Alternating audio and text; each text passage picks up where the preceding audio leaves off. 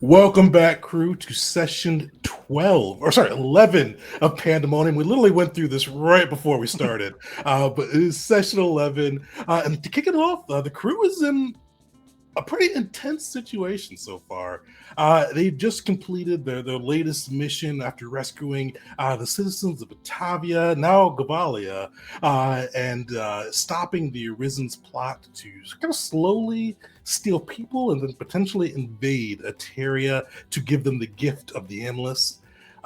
They reported back to their one-time benefactor, General Thrax, and were able to kind of speak with him a little bit more and figure out what his next steps were. And he pretty much told the group that his plan was, he figured that both of the potential leaders of of Ateria, the Loyalist faction, the Imperialist faction, both were not fit to lead the Empire with the Emperor's absence. And he decided to step up and serve in their place.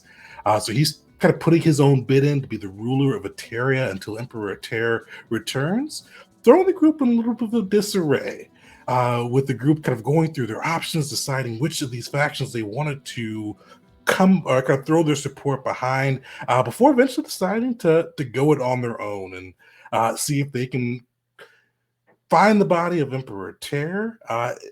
And we're actually not sure what they want to do with the X. The group has not figured that part out. So we'll get to see them go through that. But one of the other facts that the General Thrax shared was that Squad 7 of the High Arbiters had found the body of Emperor Ater.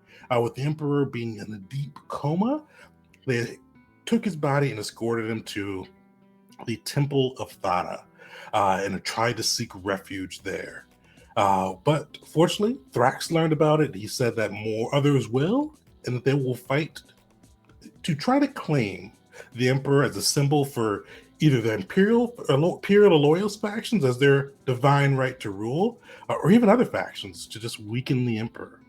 But with that, the group set off and made their ways through the sands and to the Temple of Thana. And they did find a group like this, trying to steal the Emperor for their own ends, finding the temple under siege by the Luminescents, a kind of offshoot or divergent philosophy within the Lightbringer Church, a church that Will of Rashaniel, I should add, once hailed from before kind of making his own escape.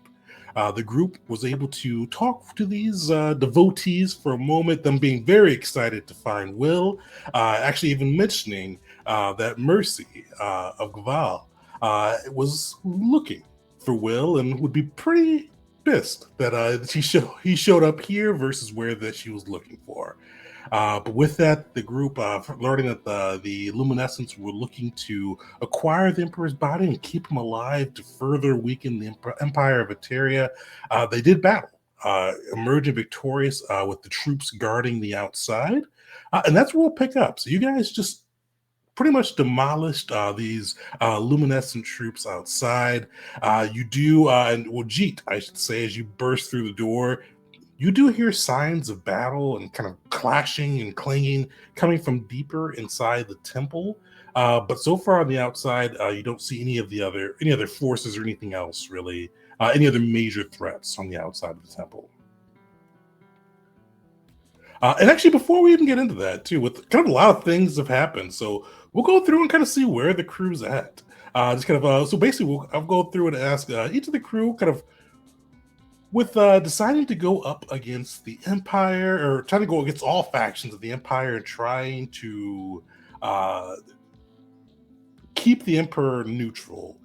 Where's everybody's heads at? What are they thinking with this mission, especially with the onset of the Luminescents and potentially turning General Thrax from an ally to an enemy? So who wants to go first there? I'll go first. Jeet's been fairly conflicted inside about whether all of these decisions are the right decisions or not for the Gavel as a whole. For himself, he knows that this is right now the only path he can thread, so he's just going ahead with it, but he's not happy that he's kind of pulling the Gavel in this direction. And now that he's seen the Luminescent, this actually makes him, I won't say happy is the right word, but relieved to be fighting someone who's not one of the three factions, and it's not a question of testing his loyalty. So he's very gung-ho about, let's take down these Luminescents. That's where he's at right now. Perfect. One extra question for G too. With his vision, how's that vision kind of playing for him right now? I know he's had a couple different takes with it. The vision from Power Yeah, back yeah, yeah. yeah. He still doesn't know like what that means. Does it mean like all of them will eventually come into power and then fall, or are they all just going to fight and then fall? But regardless, his main thing is like as long as the civil war is going on, no one in Terria wins. So I think that's his key takeaway. Definitely. All right. Who wants to go next? I can go. I'll take it next. Go ahead. I shall go with Mockery. So just Mockery's headspace at the moment in regards to the mission. Believe it or not, Mockery is very much panicked. He's pretty, I don't want to say uncertain. He's more so very concerned between the visions, the idea of facing down all of Eteria. They're about to meet Squad 7. They're fighting against the people who apparently have brought Will into their religious service,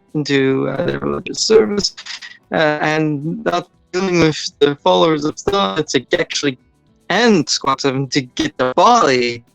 What they'll do after that, he's got really no idea how to do what or what's going on here. He's just trying to chug forward, but in truth, he's genuinely really scared. He's trying his best not to show it. He's honestly glad to be at the Temple of Dana, this big one here. But he's terrified. Nice. Yeah, so Wisteria is kind of in a similar boat to Mockery. Like, she keeps trying to like figure out like what's going to happen next, how we're going to solve this, and it just keeps coming back to, if we can bring the Emperor back, all of our problems should go away. And so she's doing everything she can think of to aim for that one specific goal. She's used to having like lots of different branching plans and possibilities where if something falls through, there's a backup plan and something else to do. But right in this circumstance, she's pretty stressed out because she only has one path forward. So she's putting everything she's got into that. The encounter with the Luminescents was pretty interesting for her because it gave her a bit more insight into where Will comes from in a way that in some respects kind of reminds her of some of the things she's dealt with in the past, but more so in certain regards to where I mean, there was a little bit of an exchange there where they were trying to like tell Will that he had to do this, like he didn't have a choice, and Wisteria feels very strongly about people having the freedom to make choices for themselves, and so killing them was pretty satisfying for her. Nice. I'll go next. So Will is actually feeling very embarrassed about this situation right now because these people, he feels like he brought this about. I mean, he didn't, but like he feels like a little bit responsible for like the fact that all these people are here that we just finished fighting, and there's probably more of them inside. The plan as a whole, he's super gung-ho about. This is like what he's always been doing, man. Going rogue, figuring out the plan along the way, having absolute freedom to do whatever you want. This is all like Will is all about all this stuff. So the plan as a whole, great. This specific instance, quite bad, he feels about it. But he'll get over it. I get that going rogue, kind of the plan, making it up. With kind of pretty much like unfortunate relatives showing up as you're kind of going rogue, and just bring a little extra embarrassment with them.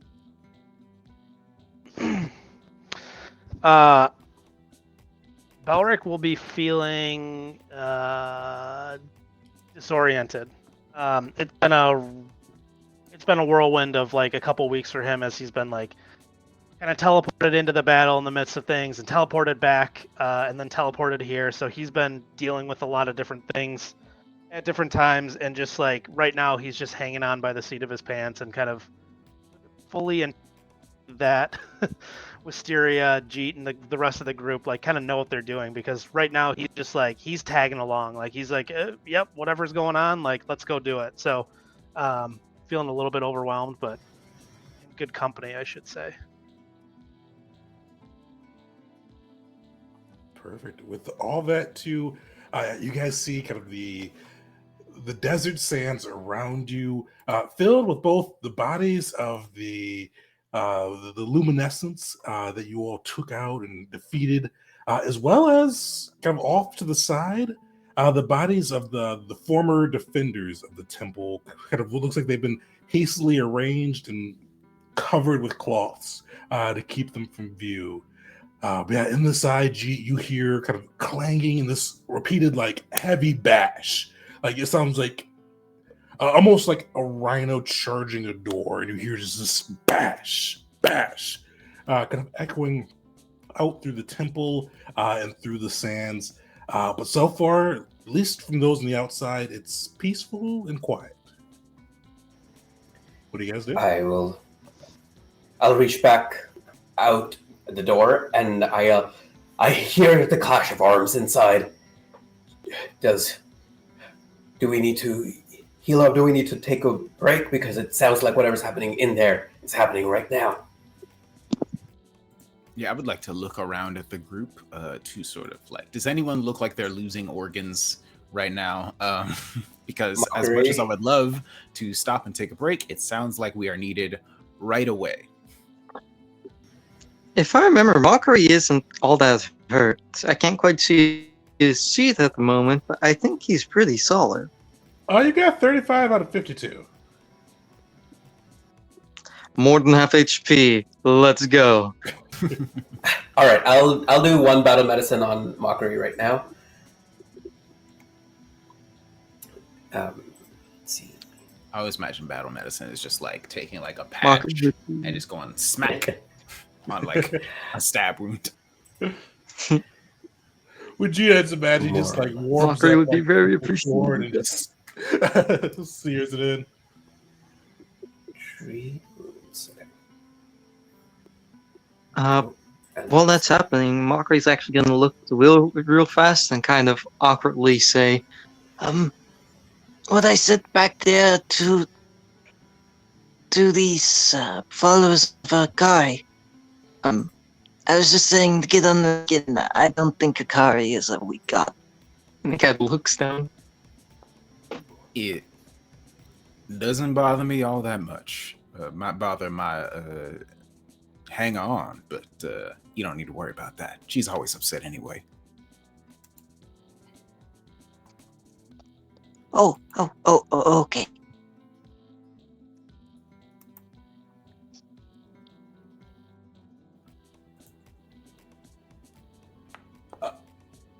Well, kind of both ends of the spectrum there. Both. Oh, thank goodness. Okay. So, I believe that's 4d8. That's right. Yep. Sorry about that. Sick. 21. Mockery back up to full HP. G, how does G go about his battle medicine healing? This one, when he's using the healer's tools, it's more mundane. So there are salves and like really quick fixes that he has at hand. So for the battle medicine, it's just like quick, like rub one poultice over here, and that's it. It'll like sizzle and burn for a bit, but after that, it'll patch up nice.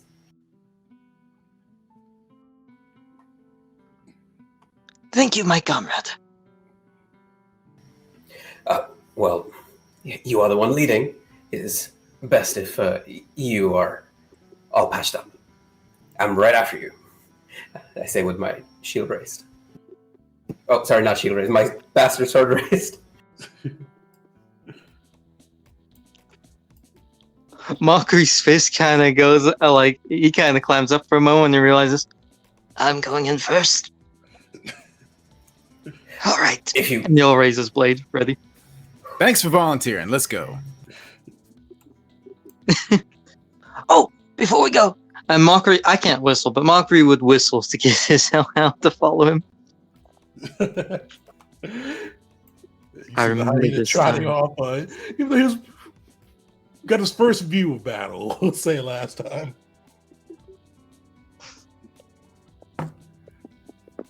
Perfect. Well, Mockery, as you lead the way into this temple, you guys can all hear this bashing, just this, it just sounds like a great beast kind of just smashing itself against this barrier, and it just intensifies as you guys get closer. And with that, I should say, I know Mockery is taking the lead, but how's everybody proceeding with this? Is there I'm any right behind exploration activities you guys are doing? Good question. I'm right behind Mockery, like 5 feet behind, and I will be taking the seek search exploration activity. Perfect. So Jeet's searching. Is anybody else doing anything major?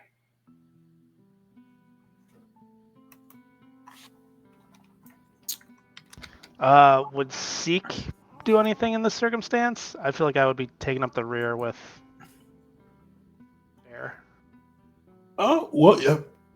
You got multiple seeking. Yeah. Oh, okay. Sorry, I So, didn't hear you're that. going to be taking up the rear? Yeah. He's seeking the back, making sure we aren't being ambushed from behind. There we go. Hey, someone has to guard the 6.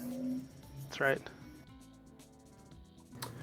Wisteria would try to stay in the middle of the pack, but I'd like to try to investigate. Just keep an eye on things, trying to look for clues about partially like what's going on in this place and a little bit more about the history of it, but also like keeping an eye out for the people the noises we're hearing, like if there's any signs of something having come through this place earlier, this passageway to go deeper in, or any details I can find about what we have waiting ahead of us.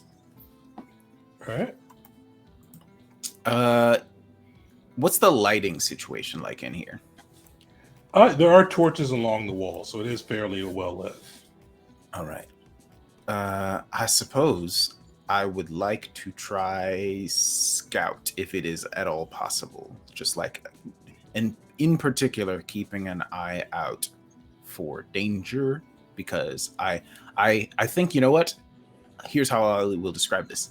Because I know the sort of methods of the luminaries, I would know what to keep an eye out for. That would be a sign of danger.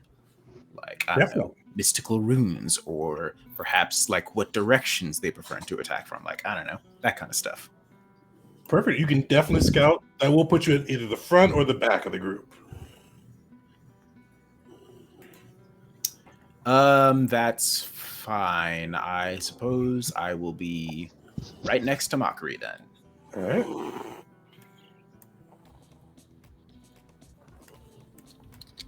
Perfect. Is that is everybody? Sweet. Oh no, Mockery, what are you doing? Praying. Correct. Perfect. All right. Jeet, give me a perception check as you kind of seek around. Yeah, and you take a look. Yeah, you don't really see any kind of signs of traps. It looks like some dust and like have been unsettled. Like you see some footprints, but really, like it looks like everything has happened too quickly for traps or anything kind of unusual to be set up. And like, let me describe the temple as you guys get into it as well. So you see this temple. It is pretty much it's immaculate. It's definitely one of those spots that almost. It looks like immaculate, though, with a twist of chaos. You see, like, these sandstones on the floor, gold lining the walls.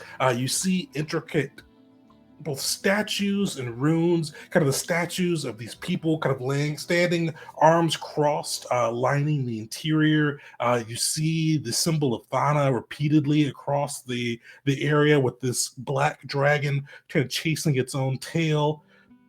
You also see a number of Emperor Terra's personal sigil as well, of the golden dragon, kind of the golden platinum dragon, kind of dotting the landscape. And you can see all of this and just kind of the torches lighting it through. But the piece of chaos, 'cause this place usually seems neat, orderly, almost like it's kept up to like the exacting standards. But you see splotches of blood. You see broken, like some of the doors you come across, and even Jeet, the door that you busted through initially, you could tell it had been broken before. And you see those kind of pieces where it has been, where it's clear chaos, and these luminescents have not defiled the temple, but definitely have broken and despoiled it a bit. As you guys enter, Jeet, you do see kind of some of those splashes of blood, some of these footprints, but definitely does not look like they've had a chance to set traps or to try to ward off anyone coming behind them. Wisteria and Belric, give me a seek, which is another perception check, or investigate, which is a recall knowledge check, actually. Oh, so you're seeking too. No, you give me a perception check. Wisteria, you give me a recall knowledge check.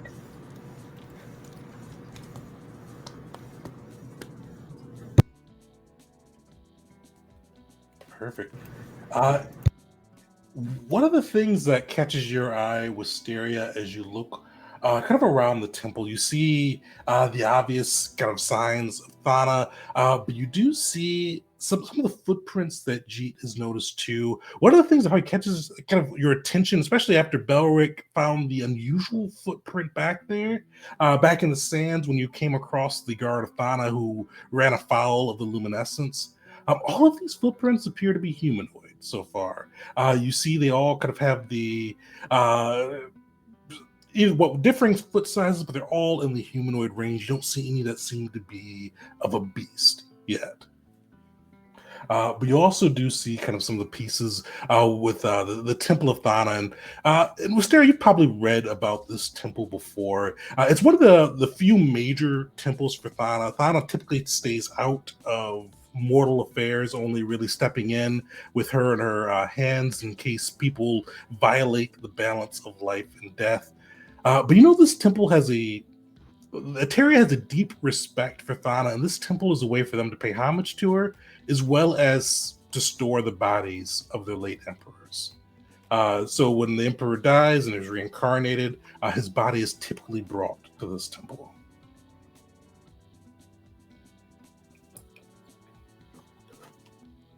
I'll ask Will, that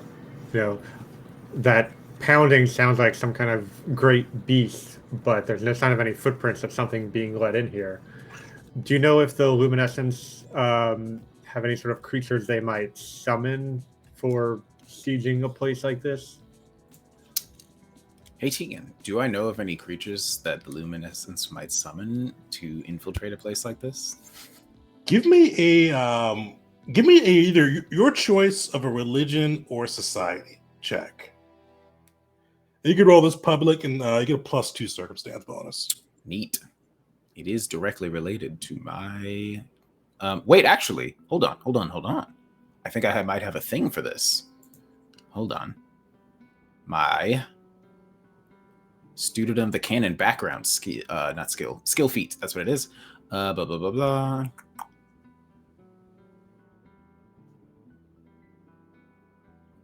Okay, so on this roll, I get basically all of my whatever tier of success I get gets upgraded by 1. Oh, so cool. if it's a crit fail, it becomes a success. I think. Wait, yeah. If you roll a failure, you get a success instead. If you roll a success, you get a critical success instead. So here we go. And I'm rolling religion. I think this is to decipher writing, though, isn't it? Hold on. Oh no, it tipped you to add knowledge about the tenets of your own faith too. Perfect, you're good. Hold on, I accidentally broke Foundry for a second because I pressed the wrong button. I am now reloading the page. Give me 2 seconds. No That's- worries. While you're doing that, Belric, as you look kind of across and you're kind of looking behind the group and kind of studying some of the signs of creatures that have gone through this as well, you do notice a few things. With that, you kind of notice some of those same footprints, and some of the footprints look fairly similar to what you came across in the deserts as well. And one of them kind of stands out to you because it's the same footprint that was the one right before the crazy footprint emerged. But this one seems to be walking with a humanoid gait. So, Will, religion, is that the +2 included already, too?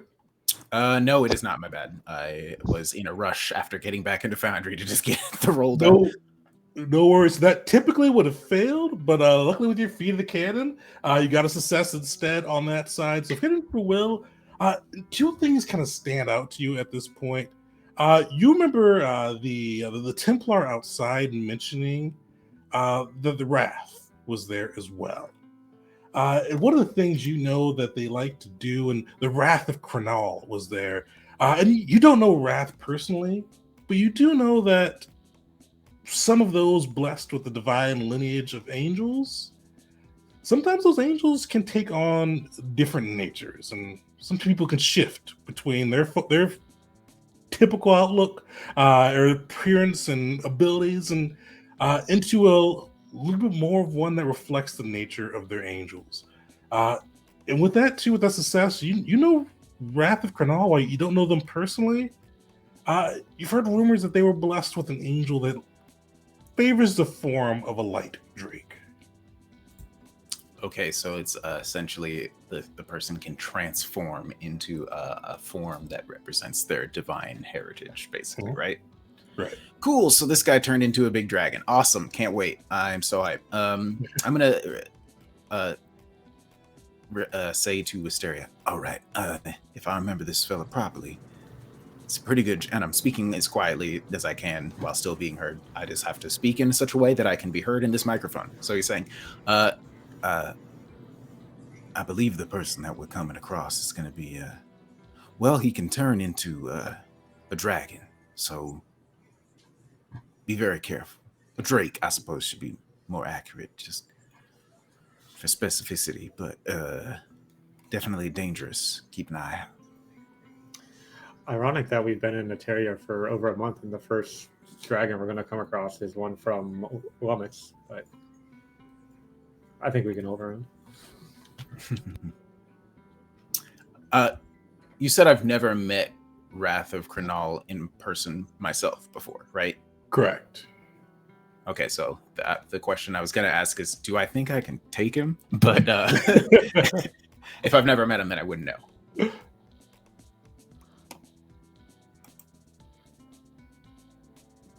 Perfect. Did we sweet.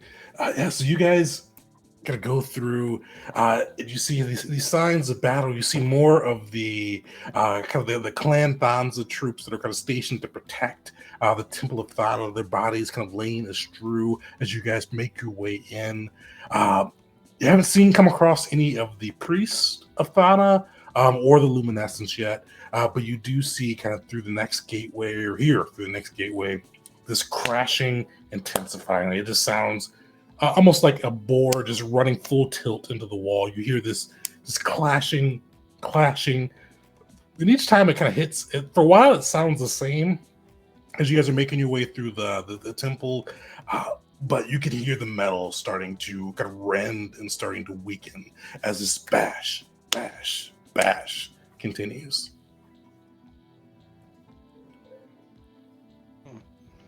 What do you guys do? I suppose approach quietly, perhaps? Is such a thing possible? You could definitely try. There's not a lot of places to try to hide here, but you could definitely try to approach quietly. That's what I would like to do. All right, so Will's take a quiet approach. Is anybody doing anything different? Quick question. Would that invalidate? Would that change my exploration activity to something else, you think? So you really can't hide here with this. Yeah, spot? I'm not really trying to hide. I'm just trying to Yeah. like not give our position away incredibly early. You know what I mean? Yeah, so you could definitely keep your scout in there because there wouldn't be really there won't be a stealth roll for this one, but you could definitely kind of say that you're kind of moving a little bit quiet there. Cool. I mean, I would unsheath my short bow in preparation. Sweet. As you guys kind of sheath your weapons and try to kind of quickly and quietly move up, you see kind of moving through like these battered and broken doors ahead of you. You see like this large room. The big thing in the middle of it taking up is this intricately symbol of this black dragon chasing its own tail. But the thing that probably catches your eye first is like areas kind of littered with blood from its the fallen defenders, the fallen Clanthons, the members who tried to defend the temple. But you see this man. He is, well, Will has a glow about him. This man is just shedding light. He is just cloaked in light, and you see him just kind of reaching back with his hand and smashing it against the door. And as he does that, you see the door quake and that booming crash you've heard echo through, kind of just seeing it in real time. And you see this man. He's got like just almost golden skin, glowing. He's got white hair, but the skin on his skin, you see like bits of scales. And these scales are not like the Dragonborn scales you come across, where they usually have a certain hue, whether it be gold or emerald or whatever. These ones seem to be almost reflecting and amplifying the light that comes around him, almost kind of the cause of his glow, as you see the torches flickering through, and you see him just repeatedly reaching back and bashing into this door. You also see, kind of next to him, kind of watching his progress, this man in kind of grayish white robes, doesn't seem to be, outside of some darts on his belt, doesn't seem to be carrying any weapons. He does have a very athletic build and just seems quick in nature. And then next to them, you see this elven lady, and she's got kind of almost casting a light as well, but far less intricate than Will's, or you better yet the man bashing into the wall. But she does carry a staff on her back, as well as a spear, and you just see kind of her hands almost glowing with light. But you just see them repeatedly bashing into the wall as you guys approach. What do you guys do? I guess Will would sort of briefly look around at the group for a second and then just kind of call out to them. Because I can't think of a better way. What we need to do is stop them from breaking through this door. So this is a good way to do that. Is there anything to like hide behind in this room or get to before Will calls out to them? Good question. I'd like to stay hidden if possible. There are statues, but it would be you'd have to cover some like a decent bit of ground to get to them. So like the stealth check would be difficult, is what you're saying? It would be pretty hard, yeah.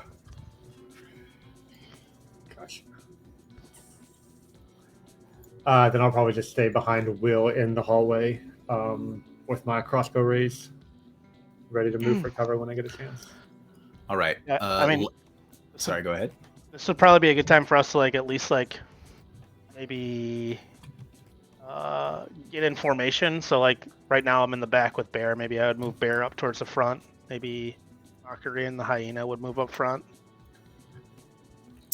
Yeah, we do the cool like spread out in the room thing for a second before Will calls out.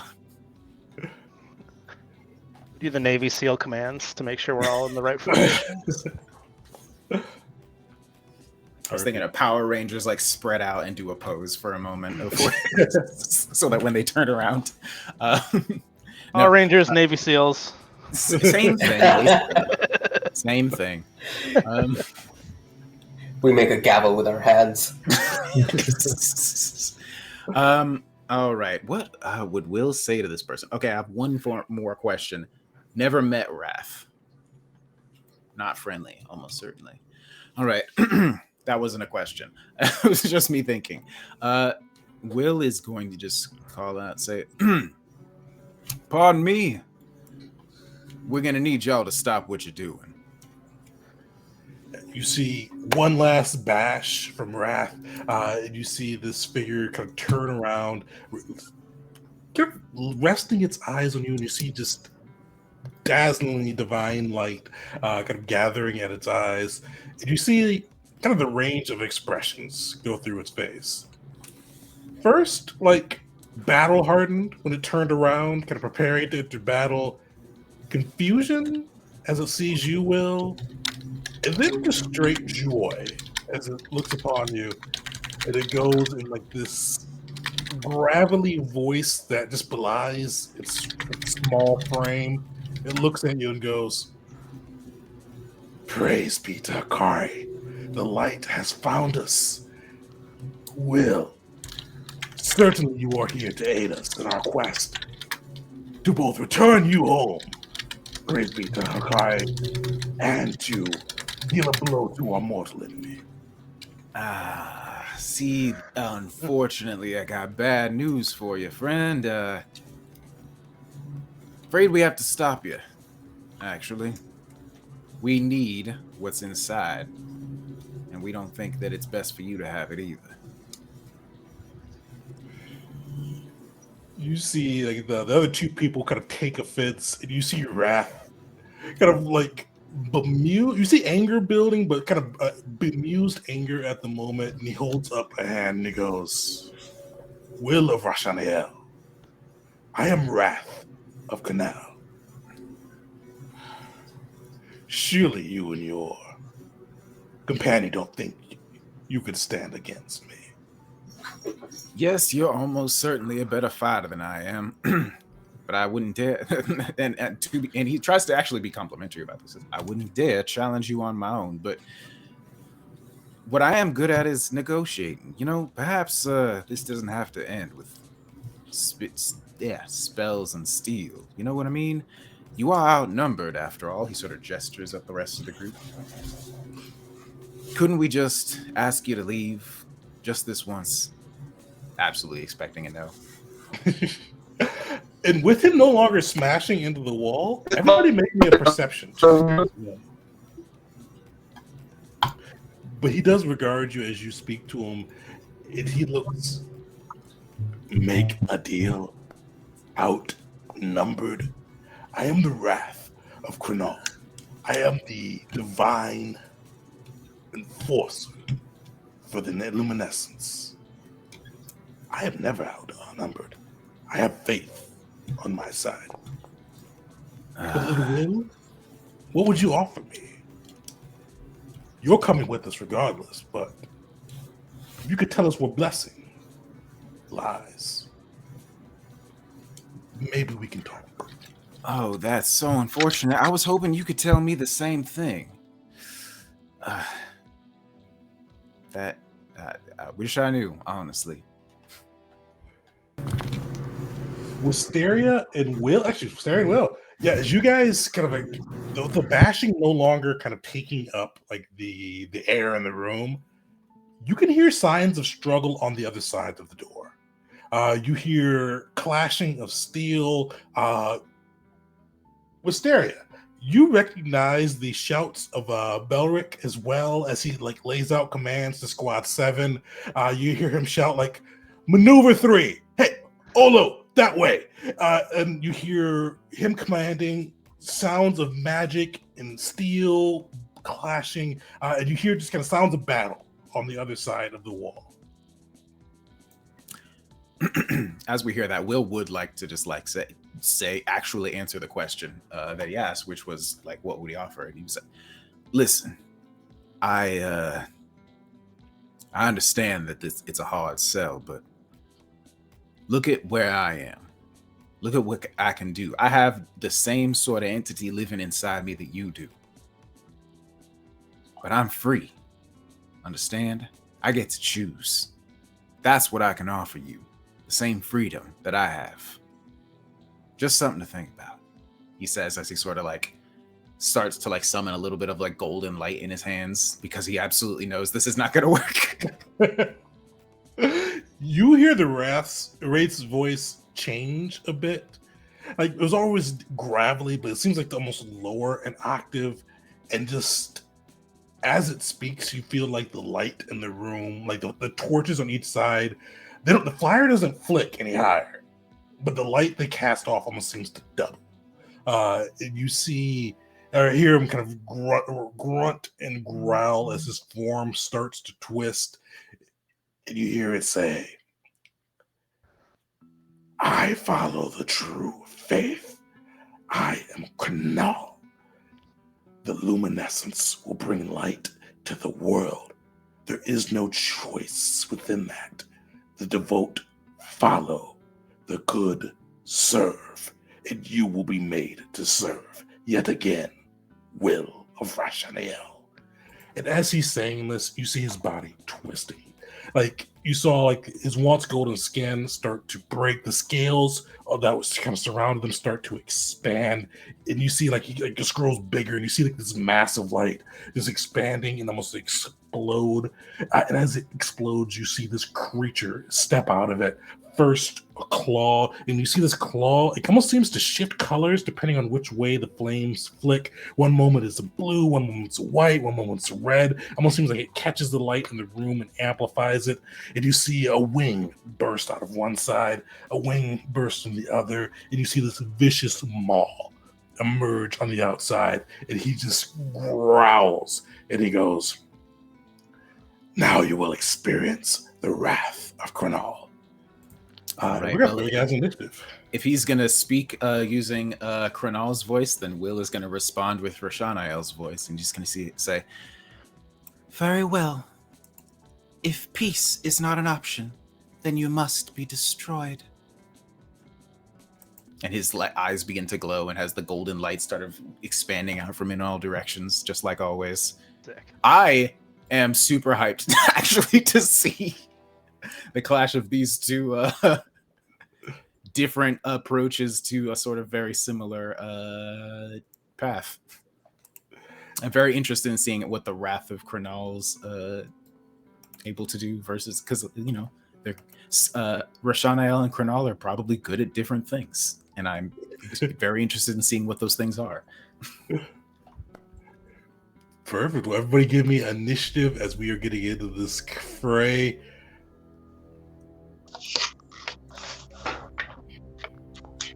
I am at my computer, by the way. I'm just getting myself fully set up. I'll have webcam in just a moment. Sweet. Do you need me to grab the character and do all the stuff for now? No, I almost got it. All right. Sweet. We're staring in that nat 20. Nice. Oh, you're all my guys. All right. I think I'm a little ways down, so I'm just gonna do quick reset. No, okay, I'm still not as far down as I thought I was. What's up? I'll wait until after my turn, and then I'll like hop out and hop back in just to fix some audio issues. Okay. I think you got 4 turns. I think you can make it.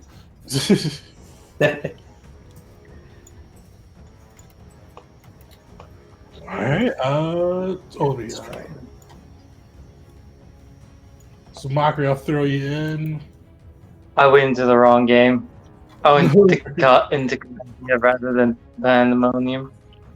Sweet. Well, you get it. You guys got a pretty good initiative. You were at 23. But Wisteria, you were up first.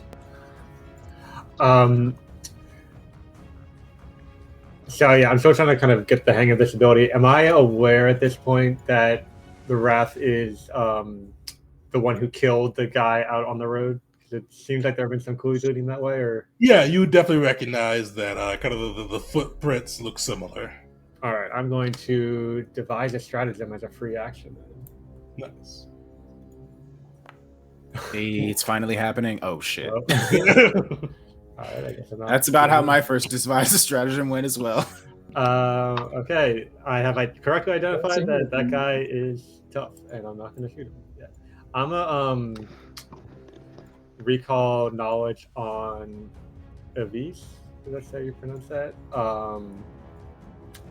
And I want to try to figure out what her tradition of magic is, because she seems like a spellcaster, or if she has some other type of technique she uses in combat. All right.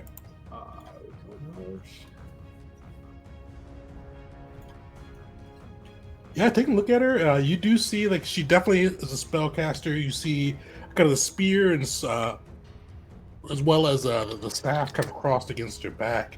But looking at her, you do see kind of even just kind of like the energy crackling off her. Doesn't seem like she is a cleric like the one you came across earlier, one of the priests of Hikari.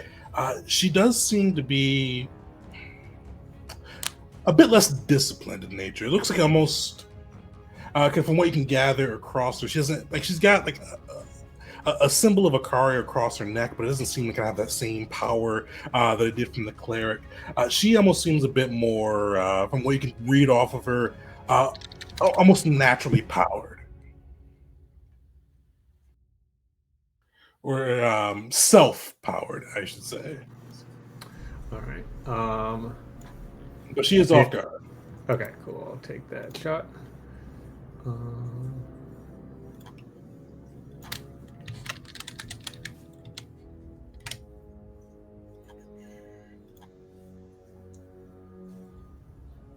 Nice, it'll hit. Check. Cool. And then I'll take. Oh, why did everybody take 18 damage? That's weird. That was very Don't worry, it's friendly fire. Well, I'll take a second shot and hope I don't hit everybody again.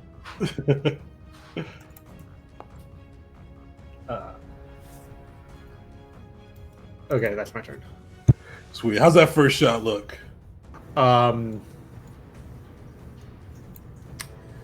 like to think that just at the end of the conversation, when everyone's like starting to gear up to go into the fight, like I get off a first shot immediately that catches her off guard and,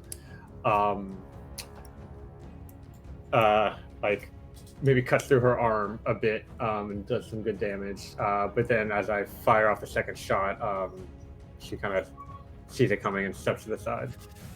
Nice. Yeah, you see, kind of lodge the arrow at her. She's definitely feeling it, not bloody, but surprised, a little wounded from the exchange. Oh, yeah, I forgot to hit.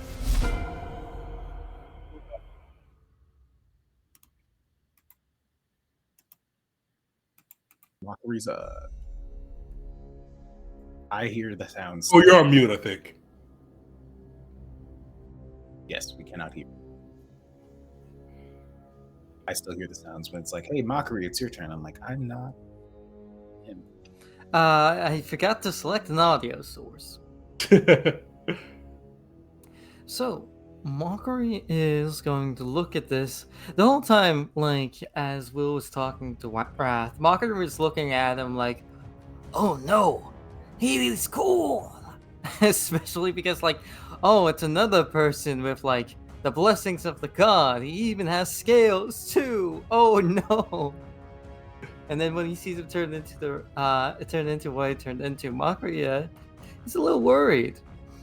But, still, he's going to do what he does, and he's going to raise his blade, and he's going to take the dread martial stance, or at least attempt to, as he calls out, in the name of Rock, I declare... Shoot, I immediately messed that up. I devote this combat in the name of Rock, and I declare you the enemies of the gavels of Ivasera. And let me roll that intimidation check. Solid.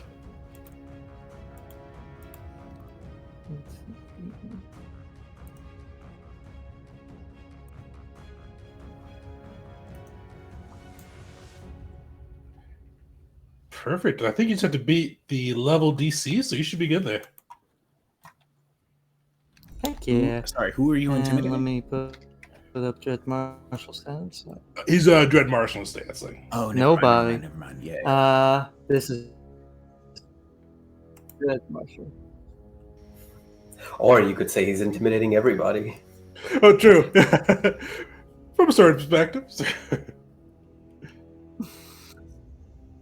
Yes, indeed. So Mockery gets that aura up, and he is, yeah. Very next thing he's going to do is order his hyena, so I don't forget. I don't want to move and immediately be like, he's gonna strike, and forget again. So Mockery is going to point over to this person right here and yell out, "Sick him!" and have the hyena run. Let me double check. What's the hyena speed? I think it's 40. fairly fast. Yeah, I think. Oh, that's good. Yep. Let's see here.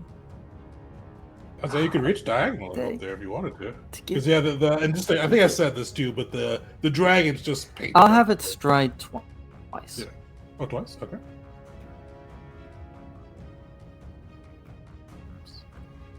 Sweet. You've got one action left. Yes, indeed. Mockery himself is now going to. He wants to keep this aura around the party, but at the same time, he knows the party is going to be moving up, so he'll move up himself, and he'll get right here.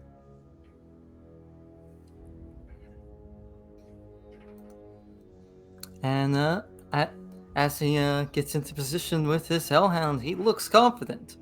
Until his eyes slowly pan over and then his head to the next person up, the Wrath, and realizes he may have overextended. You see the Wrath. And that'll be Oh Mockery's yeah, they're turn. moving up. You see the Wrath is just furious.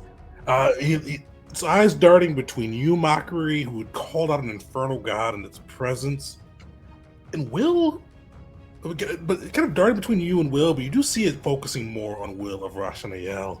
Will of Rashanael, who just said that free will, not following the church's edicts, was a thing that he could teach to people. And you see Cornell looks pissed. You see its snout flare open, and you see light gathering in its maw, and you see it just bellow out. The only freedom is the freedom to follow Hikari. And you see this blast bellow out from its mouth. A display that'd be dazzlingly beautiful if it wasn't coming at you. It just seems like this intricate colored light and flames kind of melding into one and blasting out. It is going to use Burning Light Breath. I don't like where this is going. No. So, who does that all hit? Holy cow. Mockery, you're good. Oh my god. Oh no! Everybody else, give me a reflex save, DC 24. You know, I almost debated saying. I almost debated having Mockery stay right there so everyone would be in its aura. I don't think your aura would have helped you, would it? No. All right. Okay, I did pretty well. Unfortunately, yeah. Oh, Asterius to see. It's all right. Whoa. What? Oh, I Don't used say it like that. 0 points. Yeah. So you see this blast emerge. Wisteria, you are quick, so you will take half damage on this side. Everybody else, you take this full damage. So let's see how it rolls. Yikes. So you feel this mixture. Well, I know you don't have anything for holy damage, but it's a mixture of kind of like holy light blasting, buffering through you, and just fire burning you, and and you've been burned before. You're on fire and training. This does not feel like the fires of Nar. This just feels like almost like somebody taking a magnifying glass and just burning into you with the light. We even spread out. Area, half damage. Everybody else takes that full 28. As Wrath Cornell lets this burst of light through that burns into everyone. And that's 2 actions. How far could he fly? All right. Yeah, you see, gathers his wings and just does a quick loft and gets in range. I think Will just like holds up his hand in front of his face as his clothes and hair and everything are getting blown backwards. He just says, "It's beautiful." Now imagine getting flashbanged, and the moment you're able to see again, he goes from one side of the room to, "Oh, hello there." Remind me, how tall is he again? He is like he's a large creature, so like he went from like a regular he's actually a pretty skinny dude. He went from like 5'8" up to like 16 foot. Okay, no wonder he doesn't want to leave the church. It's just like, if he can turn into a dragon with them. Well, I mean, he turns into a dragon, but is it really him? That's fair. He is Okay. to be possessed. If Belric is okay with it, Jeet will call out, "Belric, hold your volley for a second. Do you mind if I go first?" Yeah, he'll nod over to Jeet. Okay, thank you. Yeah, after you, after all this chaos. Go ahead, sorry. So, yeah, you're delayed right after.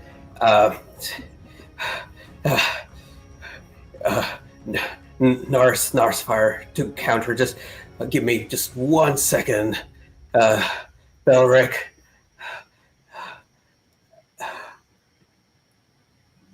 Oh, place 30-foot emanation. I'm doing 3 action heal on myself. All right. Hey. And I just wanted to get it done before he. Oh, where did I place it? No? Okay, hold on. Oh, Thank you're you, good. Nar.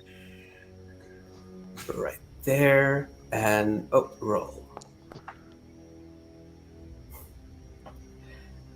All right, so all of us within that 30 feet, including Mockery, though I don't think he's taken any damage, just heals for, or maybe not including Mockery, but everyone else heals for 11 points. And that's my whole turn. Nice. How does that look as you let that loose? It's like embers, little floaty embers that just sear and cauterize wounds. Perfect. Did you guys feel kind of the fire of Nar invigorate you? Belric, you are up. Right. Is there a quick way we know about to move tokens? Like, I feel like I only have Bear's token open right now, but I can't heal him. It's stuck on Belric. Right, if not. I'm not sure for with the companions how best to don't know. switch between who it heals. All right, no worries. Okay, so that was pretty shocking. Belric will look over and kind of nod to Jeet and thank him, and he is going to spend 2 actions seeing this huge beast.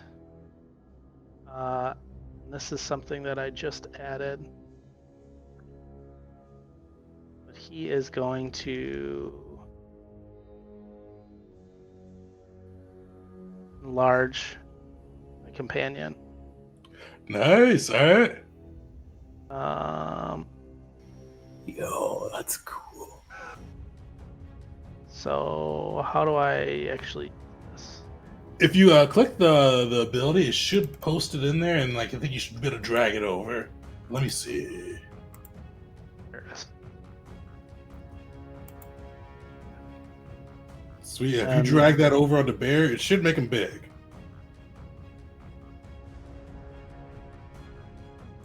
Let's see how cool Foundry's automation stuff is.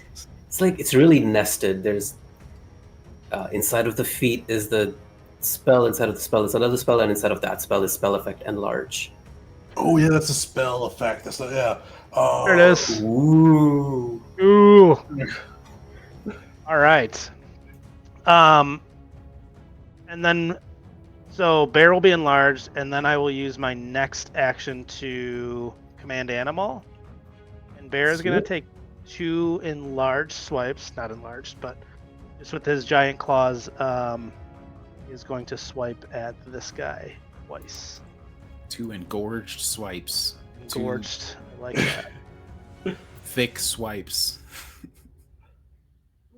This is the first time this has happened to Bear, so like he's kind of even stunned, like looking at his claws that are like bigger, and he's like, "Okay, let's go, dude." And he'll use, yeah. So here's strike 1. Oh, you got it. Ooh. Sorry. I'd encourage you to hero point that first one because it's sick that you made him huge. Okay, yeah. Let's re-roll the first one.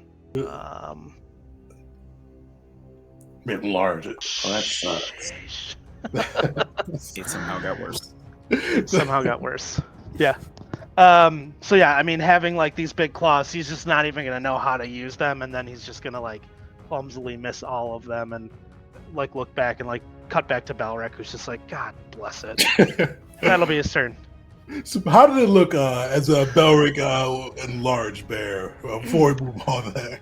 Yeah, like the like all these things happen, and like Belric kind of like concentrates on Bear and like just like casts this little spell, like just it's non-verbal, and just kind of looks at Bear, and all of a sudden he starts growing.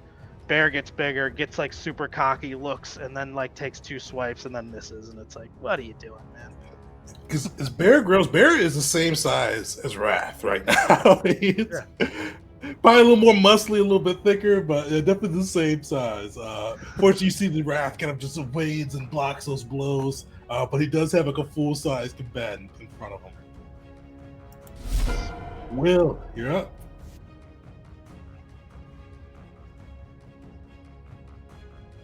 All right, let's see. Will has actually a big smile on his face, which is weird. And he when he speaks, it's not his voice, and you actually hear Rashanael speaking somewhat informally. It's like, we always thought to test our strength against you, Krinal. We shall see if we can overcome that bestial wrath with our voice.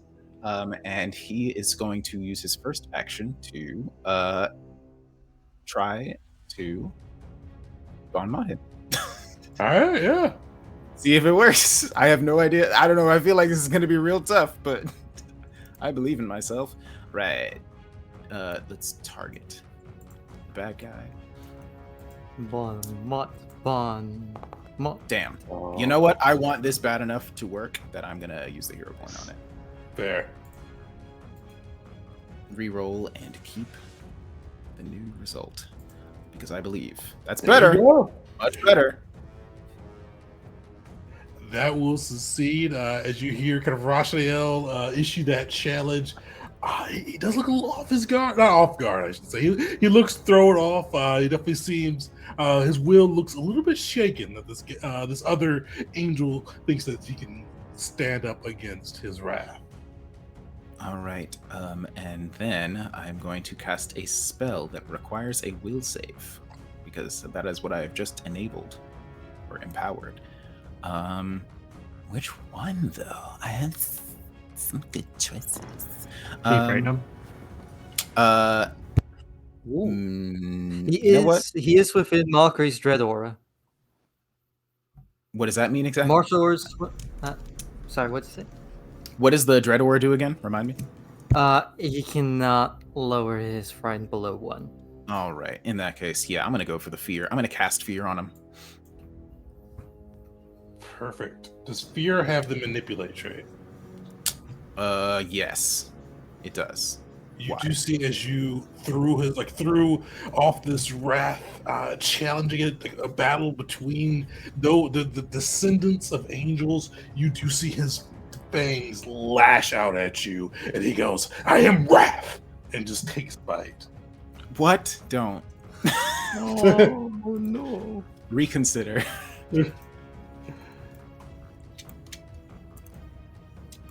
Oh, yeah.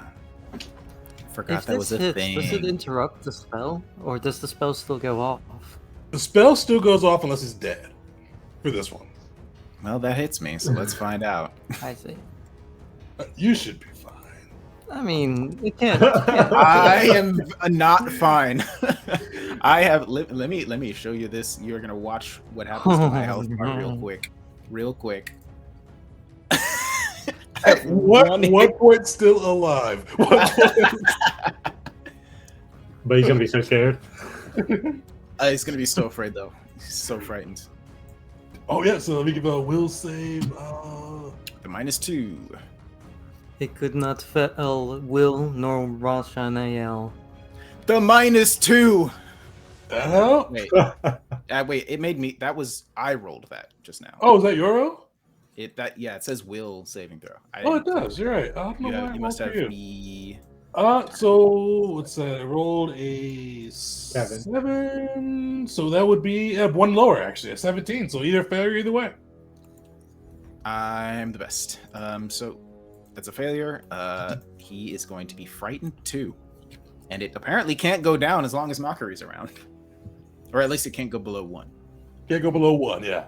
But yeah, you see, as even he bites into you, and like you see like the searing things that clash into you, and you feel like the searing burn of light. Just looking back at you and just still hearing that voice, you do see fear enter its eyes. Oh, you know what? Actually, he bites me, and it looks terrible. Like Will is suffering, but then when he like pulls back, Wrath just kind of looks up above Will at nothing in particular and looks horrified by something. You see panic enter his eyes. Yeah, that's all 3 actions, right? Yes, that was it. Make it worth it, Wisteria, because that was real. I really suffered for that one. All right, you see this luminescent fighter is up. You see him kind of like almost do like this little warm up, like bounce, and he just like darts. Like, it almost feels like he kind of like dips in and out of sight for a moment. And you see Mockery, like you saw him over there. And you see him behind you, and then you see him like he is just brawling with his fist, smile on his face. And he just comes in, looks at you, and goes, "Abomination." And just lashes out. He's going to use Flurry of Blows.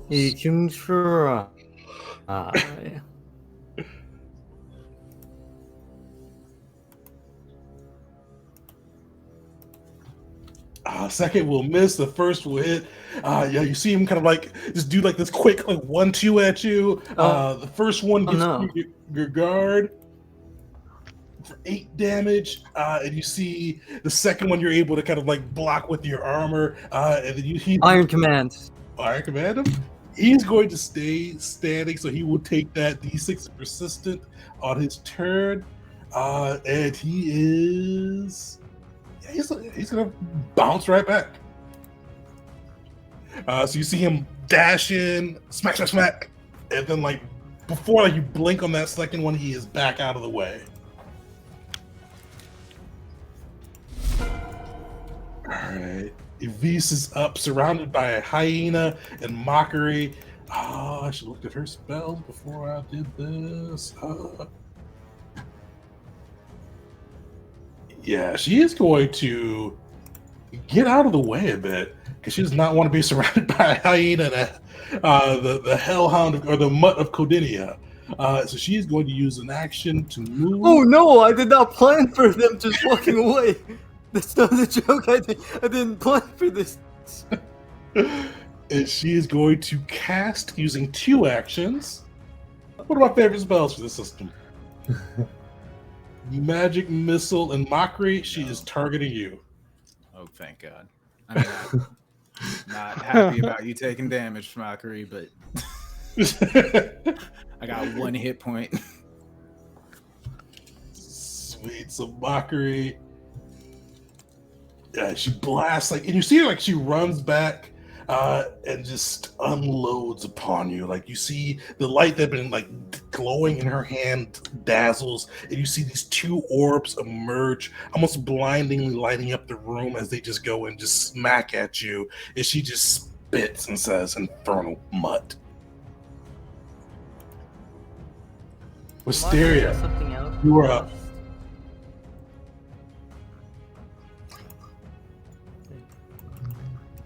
All right, I'm gonna stride up next to Will and give him some battle medicine. In the middle of all this chaos, Will just says in his own voice, "Much appreciated." Ooh, Do I have? you have a hero point, right? Yes, I have that second one. Because that would have knocked you out. Will. So that's like the 5th crit fail of our party today. Yeah, the gavel's struggling. Oh, I still have it. Thank you. I needed that. Okay, so it looks like I rolled 8. Did you do that right? No, that 8 was if you were going to take him down. Oh, right. Okay, But you so- can roll 2d8 now. Okay. 7. Something. And then I'm going to take a shot at the Wrath. And because of Dread Striker, I get off guard. Nice.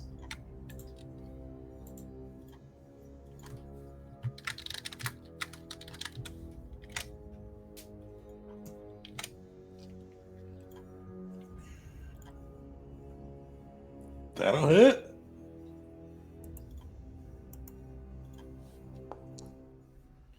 How's that all look as you race up, patch up Will, even though it looks shaky for a moment, and then shoot into the raft?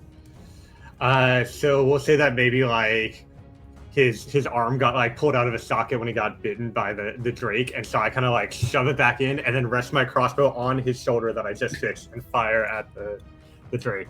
I say, "All right, thanks for the leverage," and then pull back And up. he's off guard because he's staring at the ceiling. Wisteria, practical as always. Mockery, you are up. All right. To be honest, I truly didn't consider that the idea of them just walking away from Mockery and the hyena when building out Mockery and all that, I never intended for him to get attack of opportunity. So that oh no. You still have a couple levels. I think it's level 5 or 6 that champions get it. So 6, I think. 6. That's the one where the dog becomes a mature companion though. I'll figure it out. For now, Mockery's going to get right back into the battle. I'm gonna go after the big guy here. He's gonna stride. He's going to use an action to command his companion. Whistling again to get the hyena to also stride it up. Nice. Oh. I don't like how close I don't everybody is to this. with off guard at all. Oh yeah, you've got him flanked, so you guys have him off guard for you and the hyena. Heck yeah. By the way, whenever I'm moving stuff on that map, I have to minimize ninja, so I have no idea if like I start lagging or if I am still audible. So Oh no, if I ever go deathly quiet while moving stuff around, that's probably why. it does slow down a little bit, but you're good. Got it. Alright, and Mockery's gonna have the hyena go for an attack. Let's see here. Good old Jaws. I forgot to add the +2 from off guard. Unfortunately, you see Wrath sees the hyena coming. It just dusts its wings off, throwing it back enough to evade the blow. Does that include the Let's see -2 here. from Frightened 2? Then it's It Mockery. No, I didn't. I didn't select them. Oh, Oh, wait, did no, math you're for you looking on at that the one. AC. Never mind. Close, but still off. Yeah, thank you. Alright, Mockery is going to use an action to cast a spell. Huh?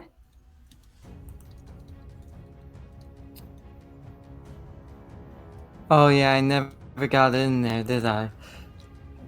No, wait, that's the hyena. I need the other hyena. There we go. I did get in there. Cast. Touch of Corruption. There we go. Touch of Corruption. Alright. And let's see here. I get that penalty to AC. Yep, so click on the verse living. Oh, sorry. No worries. Alright.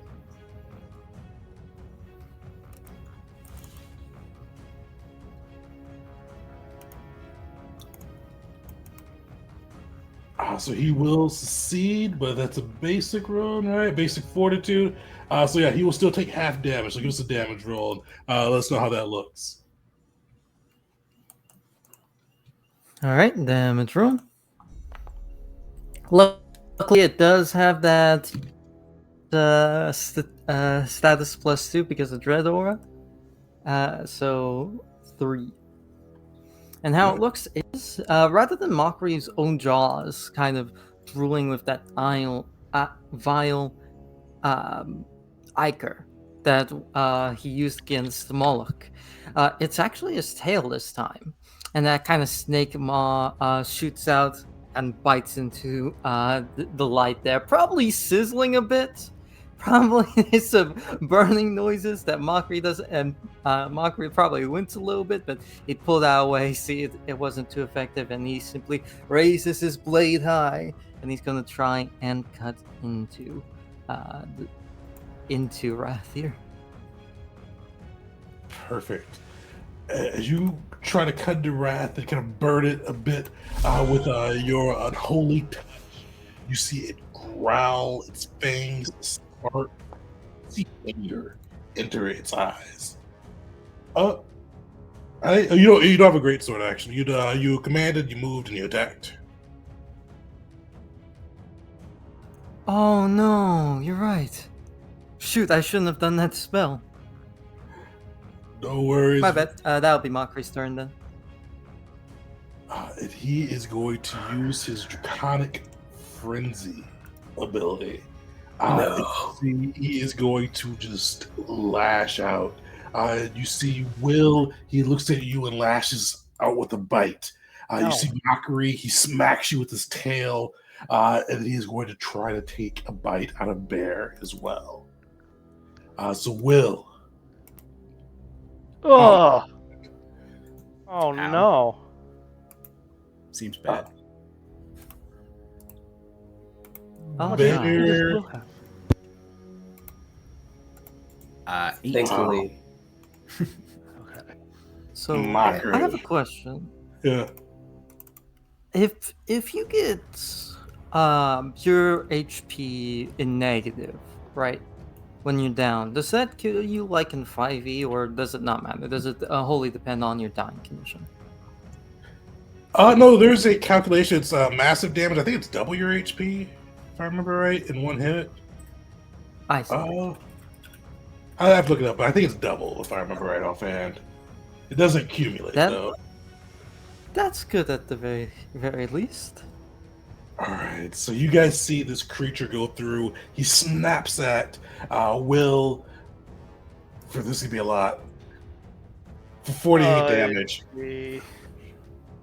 Just crashing into the Asimar, and you hear it still frightened, the slight stutter to its voice.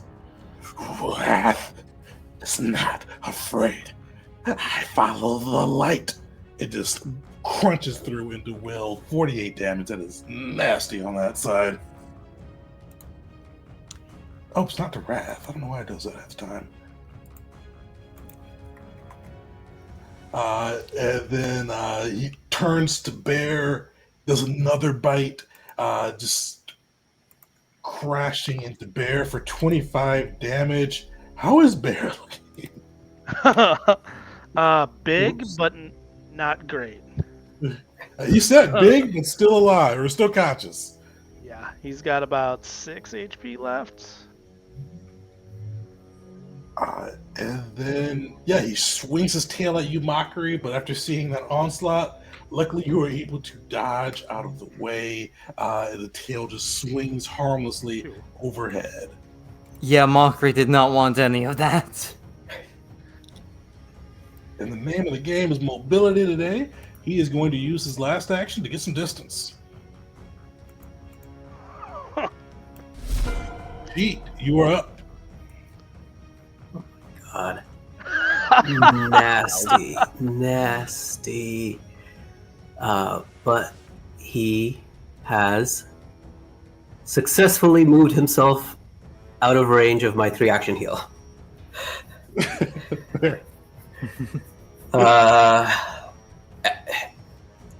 Everyone other than Mockery is hurt, right? Like more than 11 HP. Mockery has been damaged too. Oh yeah, magic missile. Right, cool. Okay, yeah, then there's no hesitation here. We are just a font of healing today. Thank you. 30-foot emanation. Healing. Oh, look at these. Not the best rolls, but not the worst either. Alright, everyone take your 9 hit points and then spread apart. That's my turn.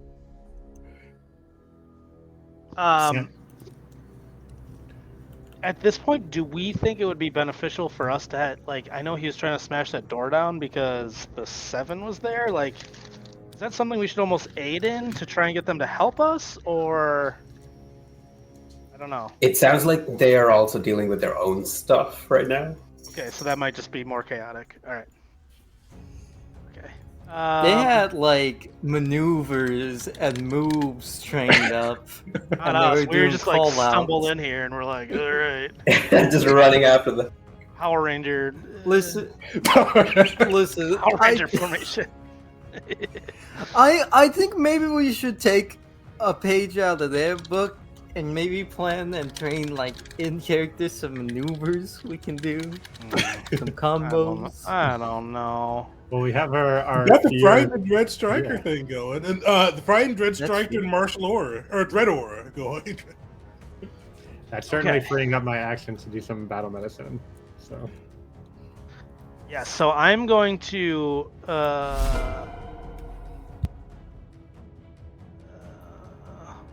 Hunter Shot, is it? Yeah. Sorry, Hunt Prey. I'm gonna guess Hunt Prey on this guy.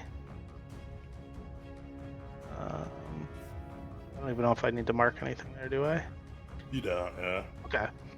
I'll Hunt Prey, and then I'm gonna do Hunted Shot on the dragon. All right. come on, Belric Crit Machine. We're counting on you. Oof. Yikes, dude. Okay. Here's a second attack. Oof. This is not great. Those were 2 of my actions, and I'll use my third action to. I am going to cast Battle Medicine on Will. You'd have to be in range of him, unfortunately. It'd be 5 feet. Okay, I will not do that then. And I will. I think I can actually heal Bear somehow. Heal Companion. Oh, it's all. I have to touch him as one action. Oh. Okay. All right, so I'm gonna command Animal then, and I'm gonna have Bear. Is this gonna provoke an attack of opportunity if I run up to this guy and attack him? Not going in. Okay. Oh yeah, I'm gonna run up here. Bear's gonna run up, and then Bear's gonna do a melee attack. Nice. This time he's gonna use Jaws. He's gonna bite him. That'll hit. Hey, we hit this thing. All right. Um, Don't forget to add your extra D8 from precision for Bear too. That might add it. Oh no, that's just your. In addition, Bear does get the dread stance, so a +2 to damage. Oh, they've got it in there. ooh, that's in there. That's cool. But do I No, need to you roll get an another? extra D8 from your precision, or is it D8? It's a D8 for that, not D10, right? Yeah, it's a D8. I'm pretty sure. So it would be Nice. 17 damage. Nice. Okay. And that'll be our turn. Sick. You see Bear running, just taking a hefty bite out of this guy, and Will, you are on the ground, but luckily feel Nara's flyer flowing through you, and you're back conscious again. Okay. I don't know if it applied like the dying and wounded and stuff to me properly when it did that. Where should I be at right now? You should just be at wounded one. Okay, cool. All right, Will is going to use his first action to stand. If you don't move, I can battle medicine you. Well, I guess if you do move as well, I can. You already battled medicine. Oh, right. Yeah. And then the next thing I think I should do is, well,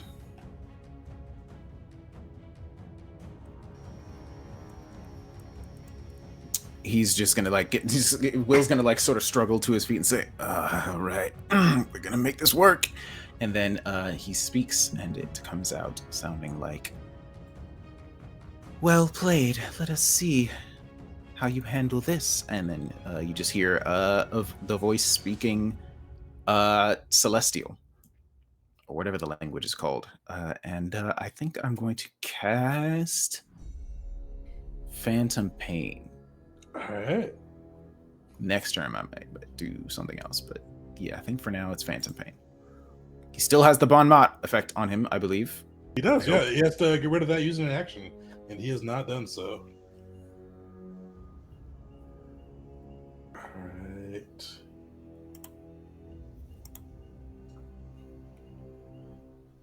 Hey, beautiful. All right. How does that look as it goes off? He just like sort of holds out his hands, and the voice, like I said, she just starts muttering in Celestial, and it causes the creature to sort of like shudder. And you're not 100% sure why, but it's just something about the words seem to be doing harm. And so now he's going to take, well, persistent mental damage. Also 2d4 to start, too. Yep. I'm trying to make sure. Does dangerous sorcery apply to this? No, it's only. Yes, it's a spell slot, right? Actually, no. This one comes from the staff, Oh, okay. so probably not. Still, very good roll for the damage. I say you And then see he's the gonna dragon just kind of persistent whimpering damage. in pain, as Will speaks. Also sickened. So now he's sickened, has Bon Mot. Right. Nice. He's getting roasted on Twitter. He's frightened. L ratio, maidenless. All those things. Perfect. Luminescent is up. How far away is he? Oh yeah, he's in range. Yeah, you see, like, same thing. Like, he darts in quickly, but this time he is focused on Bear. You see him getting range, using his buddy to flank, and you see he just dust off his mitts. He's going to flurry of blows. First strike, bear. Second strike, mockery. He may try. Bear, Oh no. mockery. So you see he kind of walks up, wallops on bear. Oops, so why did I do mockeries? DC? Either way, 27 hits both. Luckily, it doesn't crit bear. Oh, that's nasty. For 17 damage. So you see him just run up, bash into bear. Like does like this like one punch looking thing, comes through and just smashes bear, knocks him unconscious. Tries to get a mockery with an uppercut, but unfortunately the mutt proves too quick. And he uses his last action to get a dodge. Elise is up. You see her gathering her magic around her. She's going to use one slot or one action to cast shield. The second one, you see her gathering her fire around her for scorching ray. She's going to use 2 actions on that. And mockery, she is still picking on you. Good Lord.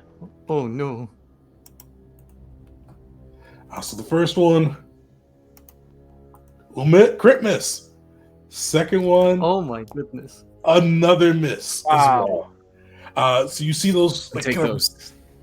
burning holy fire coming towards you, but whether the gods or mockery's own instincts, you're able to avoid both of those as they come flying up. And Wisteria, Now, I want to say something real fast. This is Yeah. important. I think the only time Mockery has been hit by these guys has been through know. physical means, no spells, even like arrows. All of this. He's only been hit by a dude with fists, and I think a single hit with Yeah. a mace. yeah. So, Keep targeting So let's Mockery. call this the gods. Fertile gods are putting in work today. Go wrong. Nice. All right. I might do something fun here. Oh, it's Wisteria. Oh, yeah. For a second, it showed me that it was my turn. I don't know what happened there. I think the start of round sound sometimes is similar to the "this is your turn" sound. Oh, you're right. Yeah.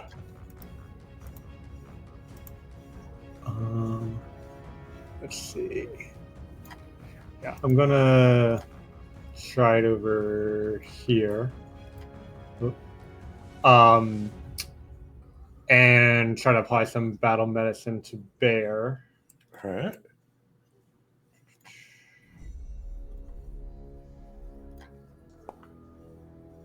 Oh. And then, oh, I forgot to. Oh, I guess I can still do it now. Free action devise a stratagem on Wrath. Damn, 2 ones Wait, for that? is it? I mean, Again? it's rolling dice. I think it did that like last combat too. Anyway, Is that your? Yeah, I would start counting your nat ones because We're getting there. We might be getting that free feed. Divide the stratagem. I don't think I want to use ammo on the other guys without.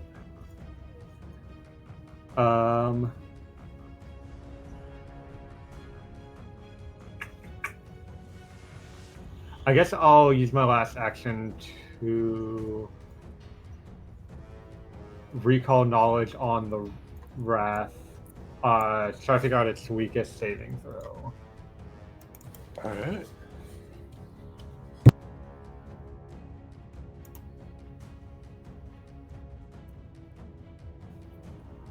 So Mockery, if you can get him back in that aura before his turn, that would be ideal.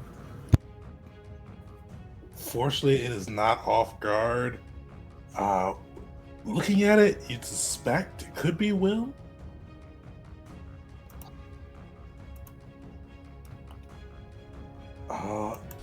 And Mockery, you are up.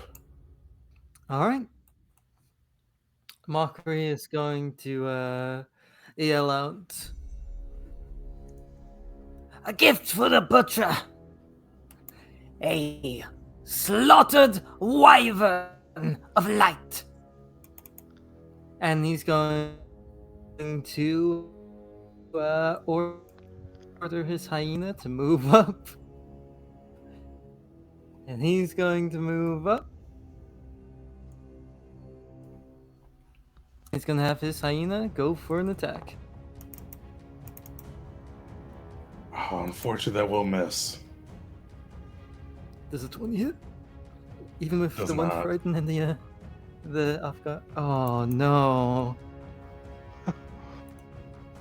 Well, there's still Mockery. He's still got that. He's still got this great sword. He's going to swing now. Oof. I'm a hero point that. There you go. First some hero points. Yeah. There we go. Worth it. Oh, There we go. is that a... No, it's not a nat 20. Hit, unfortunately, just shy of a crit. Solid hit, though. I'll take it anyways.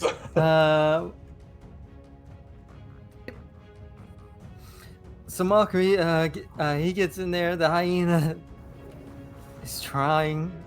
I don't think the hyena's done a lick of damage so far, but that's also fair. I might end up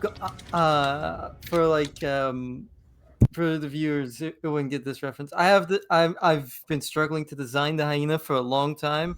In the chat, I have this I sent in one of my most recent duels of like a possible design where his eyes are going two different ways. I might end up using this if he continues to roll like this. Using that if he continues to roll like this. I'll be honest. But Mockery gets that big old swing in, trying his best, and after he gets the damage on, he gets a big old smile like, yeah, this guy can be brought down. Perfect. And he looks wounded at this point, or bloodied, I should say, at this point as well. All right, in that case, Mockery's also going to run his mouth, and he's going to say, "Your possession, it's no different from what I'd see from the hells. Consider this an exorcism." As you say that, you see him turn his full attention to you, Mockery. You see his fangs glint, his tail start to sweep, and he is going to use Draconic Frenzy again. Lashing out first with his teeth. Miss. One hit. Only one hit from that. You see him getting in, trying to fight you with that first bite. That second came in handy. Reaction And by Iron Command. one. Let's get some more persistent Nice. damage on him. And then he is going to bite you for 22 damage, unfortunately. But luckily, that's the only thing he gets off on you that turn. And he is also going to move again. You see, fluttering a little slower, wounded, blood leaking from its orifices, kind of leaving this almost luminescent blood on the ground. But it's starting to add up on him. Okay, so I just want to Iron Command. So, Okay. is he taking the persistent damage or is he bowing? Persistent. I doubt. He will take. He's not bowing. Yeah, he will take that persistent damage, and also I think you forgot to roll that for the monk. So give me that persistent damage yeah. as well at the end of his turn. And he took one from Will's mental damage as well, or three. Why did I roll twice? Seems to have rolled 3 times. I'm not really sure what happened there. It's Oh, 2D. Is it 2d4 or 1d4 at level 1? just 1d4. So let's say that first roll was a 2, so we will take that one. Does Dread Martial Aura apply to persistent damage? Posted. I don't believe it does, but let me see what it says. All right. Alright.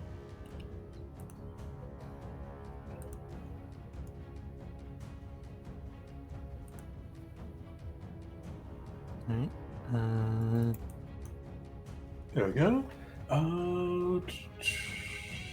Where does it say about damage? Status bonus to damage rolls. Damage roll. Oh, damage rolls.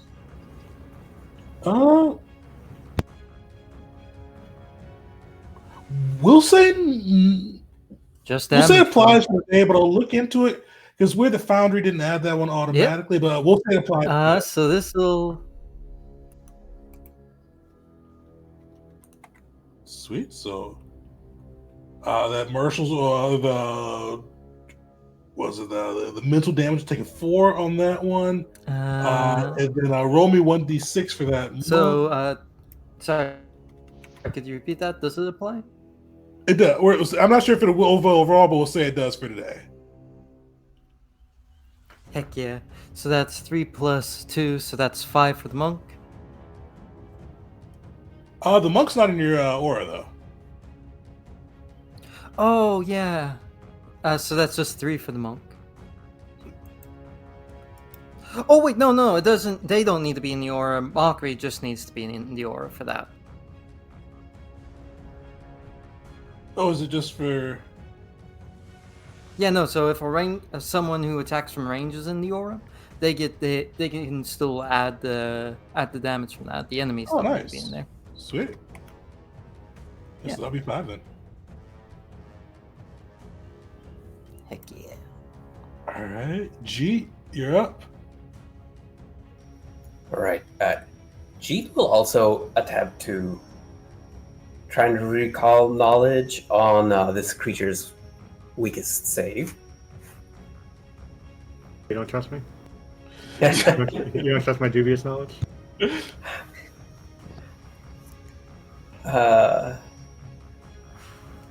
Did you announce it to the party that you were? Oh yeah.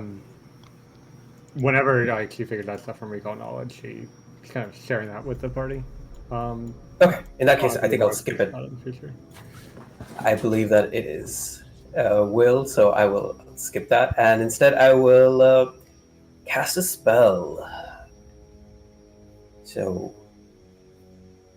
after that scene with Mockery, when instead of embracing his inner fire, she decided to embrace his inner calm. Alright. So he's going to cast it on Evis and Luminescent Warrior. Solid.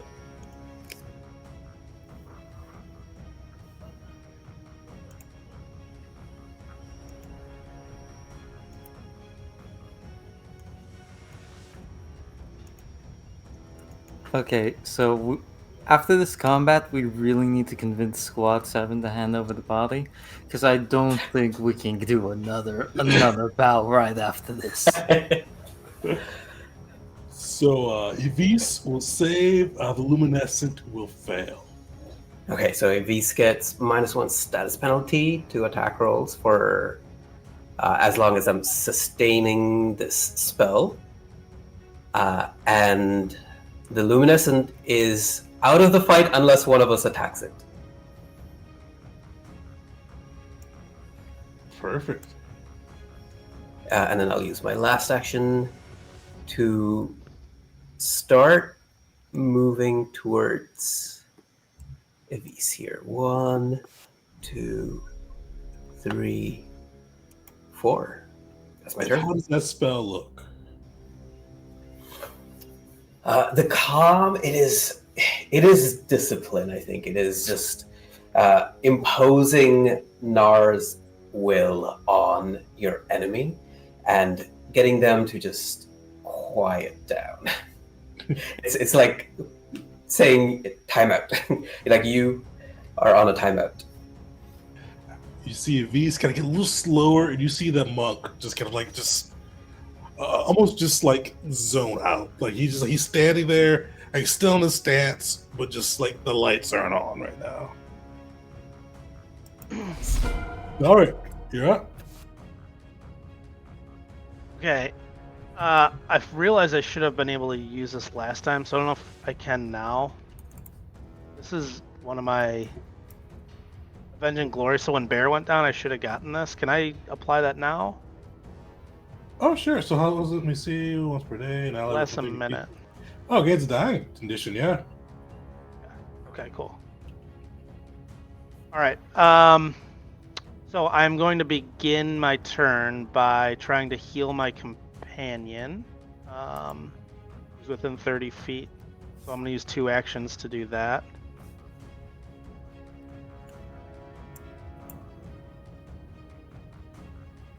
Perfect. Roll me some healing. Okay. I don't know if these numbers don't seem right, but I'm going to take them if they are.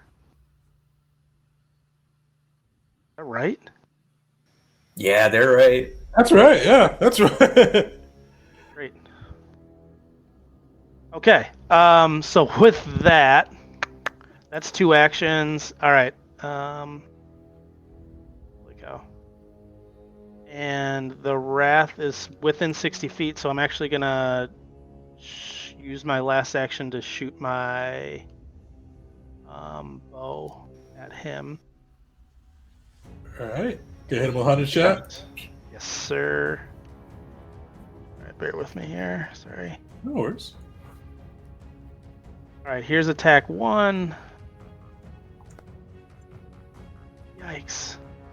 Fortunately, that'll miss. I think you shot at yourself, but that will miss. Or you know, shot at Bear. But luckily, that'll miss the dragon. I will not shoot my own bear. All right, here's roll 2. Man, not on tonight. And that. Oh, I can actually move with Bear. You can make him stand up. I will make Bear stand up. And how do I get rid of all these? Okay, so For now, just right-click prone, and it'll get rid of the off guard as well. I'm unconscious, so I need that removed first. All right, cool. That'll be my turn. Sweet.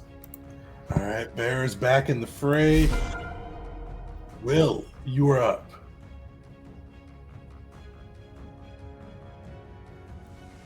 You're on mute, I think. I am. You are correct. Will is going to attempt to. You know what? Actually, you're gonna see a halo sort of like float up over his head, and then it's going to expand rapidly out to 15 feet because I am using a focus point and a single action to cast Angelic Halo. Nice. So basically, it buffs all heal spells in an area around me. I forgot you had this. This would be sick. Yeah, I'm excited. Hopefully, I'll be able to use it properly, but I think it's gonna have to wait until next turn because I have to use my second action to step forward to have anybody inside the actual area. Is there a button I can press to make it just happen around me? Aura, Angelic Halo. I think. Yeah, if you drag that over, it'll be around you. There you go. Sweet. And then also, because I cast my focus spell, I get a temporary +1 status bonus to all saving throws because I am blessed by Rashanael. All right, so that is my first action. You see the halo that is above, that sometimes is above his head, just like expands out to 15 feet around him, and then Will is gonna step forward. And because I have one extra action that I can't do a whole lot with, because I don't have any good like single action spells, I am just going to cast. Hold on, if I can move myself because I've been using the target button. I am going to cast Guidance on Wisteria. Yeah. Nice. So Will sort of stands up and steps forward, the halo following him as he moves, and he just you just hear the voice say, "You are blessed. Step forward. Win." And then next turn, some heals are going to happen. Perfect. So you guys see the luminescent monk. He can't take any hostile actions. So you just see him kind of run back into the corner. Just with, like, not even like moving quickly as he was before. He just pretty much just kind of almost slowly walks back. He doesn't have anything to do that's not hostile, so that'll be his turn.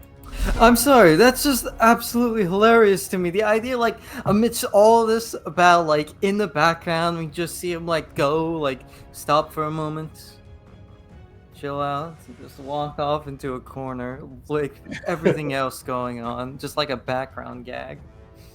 You see kind of the divine fire, or the lack of divine fire behind his eyes as he's pushed into the corner. Sweet. That is Evie's. What spells does she have? That would be fun.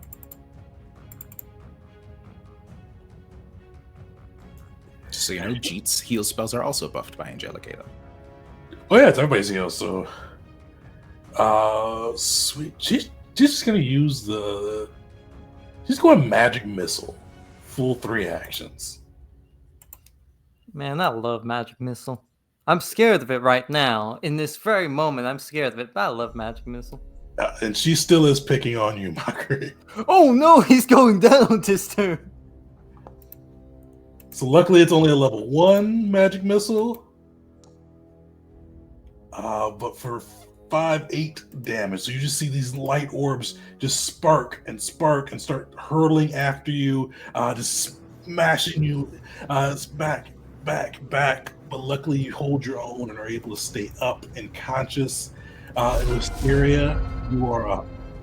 Looks like you applied the damage It to damaged her. herself rather than Mockery. Oh crap.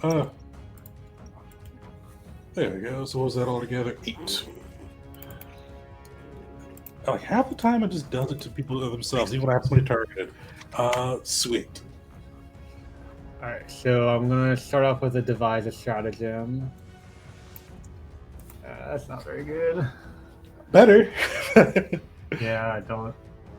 This guy's got big AC though. It's just that these guys are probably pretty new to Wisteria. Mm-hmm. Let's see.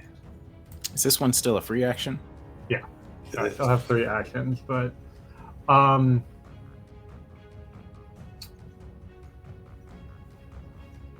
I'm going to stride up next to Mockery and give him a battle medicine. Alright.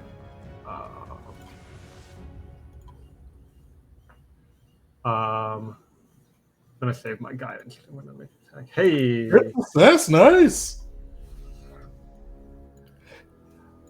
there you go. And then I'm gonna fire a shot at Evis. And I will use my guidance on this.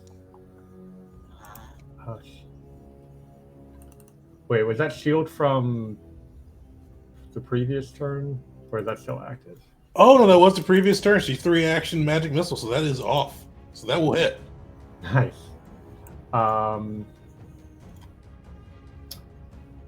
No sneak attack, but I do get to partial stance.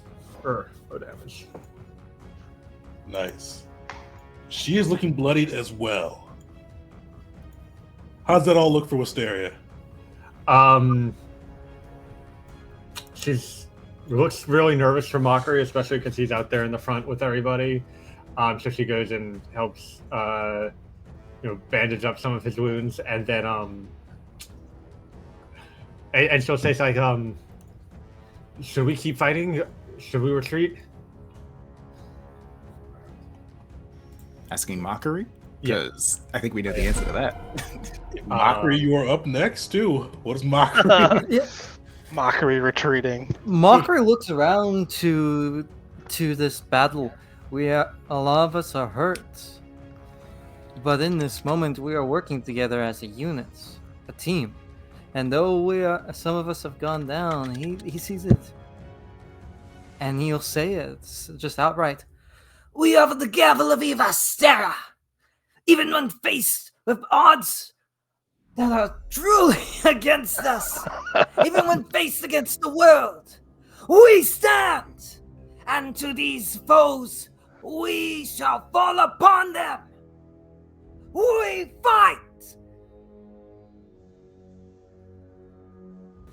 And yeah, move action for Mockery to keep running after the Raven, and just like Ely mentioned, we have them on the run. He's going to keep running after Wrath. Movement, bonus action to command the hyena. Wrath is still frightened, right? It is still frightened. Luckily, you've kept him in the aura each of his turns, or before his turn. So Yeah. So yeah, Mockery. Mockery's gonna have the hyena just keep digging in, or at least attempt to start. Oh my goodness.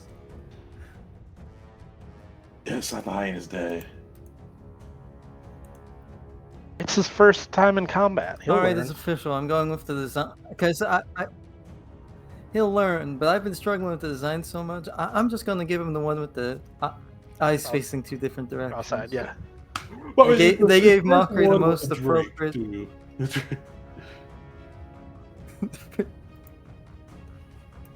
All right, so Mockery's going to attempt to swing now.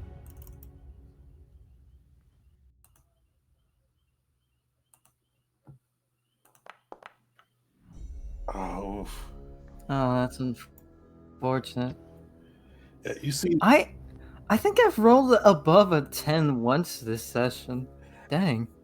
you and Belric are struggling today Not our- against the Drake. But you see, this thing is just blocking arrows, blocking your hyena's bite, your own great sword. This thing is fighting. It's fighting like you'd expect. The Wrath to go, and this thing is up. It is its turn. I don't know if you guys can see it or Persistent not. psychic damage End from of its Mockery turn. and from Will. End of its turn? Oh, shoot. Oh, no. But yeah, luckily, I don't know if it showed it when it rolled. It rolled a 6 on the d6 for its breath. So as long as you guys beat it in the next few rounds, you're good on that side. But it is going to use its Draconic Fury yet again.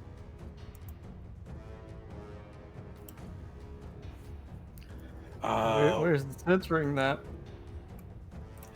It's fortunately 2 fangs on you, Mockery, and its tail on your hyena. Okay. Oh. Oh. Shit. All right. Yikes. Okay. So Mockery's huge. Oh, no. Luckily, the tail will miss. If I click the right one, I did click the right one for the second attack. So both will hit. So you see him launch down, fighting for its life. Its fangs pierce through your flesh on the first one. Let's see how much 36. damage. That puts Mockery down. Yeah, Mockery's already down, meaning the second one is an attack while he's down. So you will take a wound on that one, or a dying on that one. Putting you at dying. Oh, dying 3. Shit. Because that crit took you down. Shit. The extra hit hits you. So you were at dying 3. So you guys see Mockery go down. This thing takes a hunk of its flesh out, burning into Mockery, and then you see it just Mockery lose consciousness, and it just clamps down one more time before dropping the knoll back to the ground. Oh, So, it has... real fast, to summarize this, Mockery went, we fight, and immediately gets absolutely destroyed. Just fucking Bitten in half. crunch. Charges him, misses twice, and then gets just stopped. Immediately after becoming immune to my death medicine. Oh no. Ooh. Listen, I don't want Mockery to die. Me neither. And he is going to use his last action to move closer to the rest. Oh boy. Jeet, you are up. I will. Do you have to be conscious for your Iron Command to go off? I don't believe so. Let me post it just in case. No. Persistent damage just persists, but he does get a DC 15 check every time to get over it. He has to use an action though, right? No, getting over persistent check is automatic. Persistent damage is automatic roll at the end of your turn. DC flat check, DC 15. No bonuses. Let me roll 2 of those. Thanks, G. And the monk is also taking. Oh, was that the +2 damage from? Oh wait, but that doesn't count as persistent on there. Sweet. So yeah, roll me a D6 there. He is immune to your Iron Command after this damage, though. Is it a separate roll for my persistent damage, or is it? Yeah, he got a 13 on that one. Oh, I see. Yeah, he's wearing. I mean, you guys are wearing him down. He's close to rough condition, but so far he is still standing. Jeet, you are up. Okay, is he bloodied yet? Yeah, he's bloody, yeah. Okay, that's good. I will delay my turn to right after Will's. All right. Okay. I desperately want to heal Mockery, but I can't get him in the aura, and also... Unfortunately, Belric is up first. Oh, right. Oh, okay. I can't do much for you there, Mockery. But Kill him. That's what you can do. that's what I'll try to do. That is You're very- talking about the wyvern, right? Yes. Okay. All right. No, this is the moment I turn heel. Yeah, tonnage shot. I'm gonna use my antler arrows this time, and I've got 2 left. I'm gonna use both of them on the wraith. There's first attack. Crit, there we go. All right, Yes. There's the Man. belly I know. there we go. I'm actually Let's see gonna how that damage from that first one. Shit. go. Belric, how do you do this? So finally, like after seeing Mockery go down, and like I mean honestly, like a little bit inspired, like Mockery was like not great with hit points and just charged at this guy, and like just kind of seeing that like just really charged up Belric, so he took like a super focused shot right at like kind of the neck area, an exposed spot of the wraith, and hit him right where he intended to. You see that arrow rip through its neck, just this luminescent blood pouring out of it as it crashes to the ground, and you hear back in like in a still gravelly voice, but the voice of Wrath, not of Crenal, it just goes, "This can't be," as he breathes his last. I'm going to say Will is inexplicably just tears running down his face. You can see the kind of the light fade through, and you do probably feel like a slight bit of sadness from Rashaniel as she sees. Yeah, I think Well, she would maybe actually what she would probably speak up. She'd say, "You fought well, beast." And Belric, yeah, you still got 2 actions left. So unfortunately, your 100 shot, the second one since it's down, doesn't really work, but you've got 2 other actions. This person's 5 feet out of my range, so You can still shoot. It just takes a -2 penalty. I'm far enough from this guy too. I'm just gonna use one action to pull out my longbow, Alright. swap out bows, and then the other one I'm gonna use to command animal, and then I'm gonna command bear, and he's gonna go in and go towards this guy for a little bite. Nice. Just jump straight over Wisteria. Get out of here. Alright,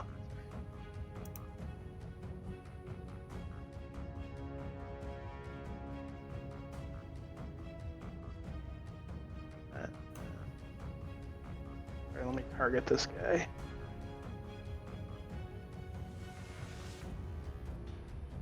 Alright, Joss.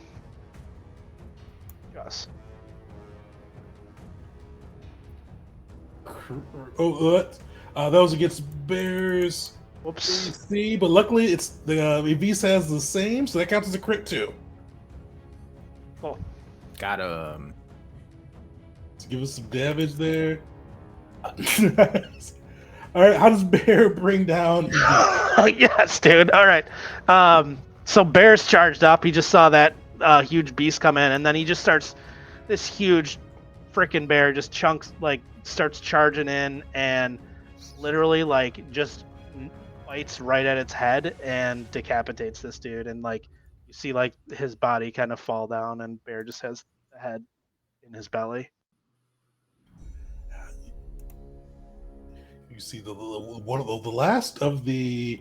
The other one's still up. Will, you see the other luminescent kind of not just blankly staring into the corner right now under Jeet's calming magic. This poor guy, dude. I guess some crits came in handy there. Yeah. Oh, you're on mute, Will. I would like to know the exact wording of calm. Is it any hostile actions at all that cancels it out, or is it damage, or what's the deal? I think it's any hostile action at all against him. But what you can do is just, if you are okay, just delaying till after his turn. And then we'll have a full round of just go at him. This poor guy. Sure. You said you wanted to delay until after I go, right? Yeah, that was for trying to heal Mockery. If you wanted to move into the the Halo, but it's not. But if you don't worry about it. The main threat is gone. I don't think we want to optimize for 2 points of healing. Yeah, it's up to you. I will say, I just do want to bring up Mockery is Undying 3. I do not trust the dice not to roll on negative there. I will heal you, I promise. On my turn. Thank you. Yes. So it's just a question of whether Will wants to move the aura or just delay. Yeah, I'm gonna move the aura. I am going to step forward. And let's see, let's stride over 1, 2, 3. I have forgotten the rules for diagonal movement, but here we are. That's as far as I need to go. And then I would like to, I guess, once again, cast guidance on... Oh, no, she's immune to it because I cast guidance on her before. So instead of that, I would actually like to... Hold on. How far away is the... Oh, he's too far away for intimidation. Yeah, he's too far. Dang. All right. In that case, I'm actually just going to call out to him and just try to appeal to him. This one is just Will speaking. Listen, friend, you don't need to die today. We have no qualms with you as long as you have none with us. And that's it. I think that's going to be the end of my turn because I can't do anything particularly useful that I want to do anyway. All right. Jeet, you are up. Okay, it's going to be a simple turn. 1 action to sustain the spell, calm, and then 2 actions to heal Mockery. Thank you. Will be my last heal of the day.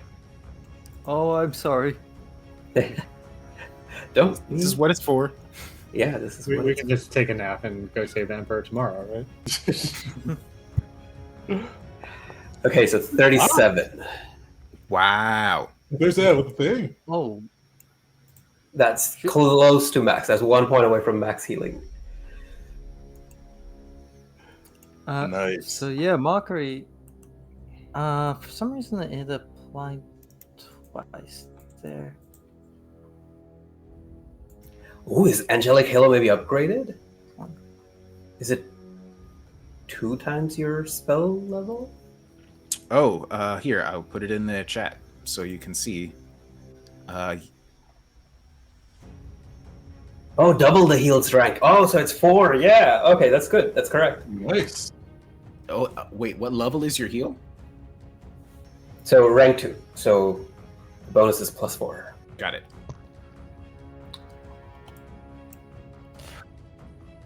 Dang. That is a lot of heal. Mockery went from on death's door to. I think you made the right okay. choice switching classes there. I like this better. I am gonna miss Unleash Psyche, but I was barely using it anyway. You see the last luminescent with that calming aura still above him, and Will's treaty that they don't mean him harm if he doesn't mean them harm. He is going to bust out with his fast movement and just try to book it out of there. So fast movement. And he can go, how far is it to the door? I think it was like 80 feet. Yeah, so he is. How far?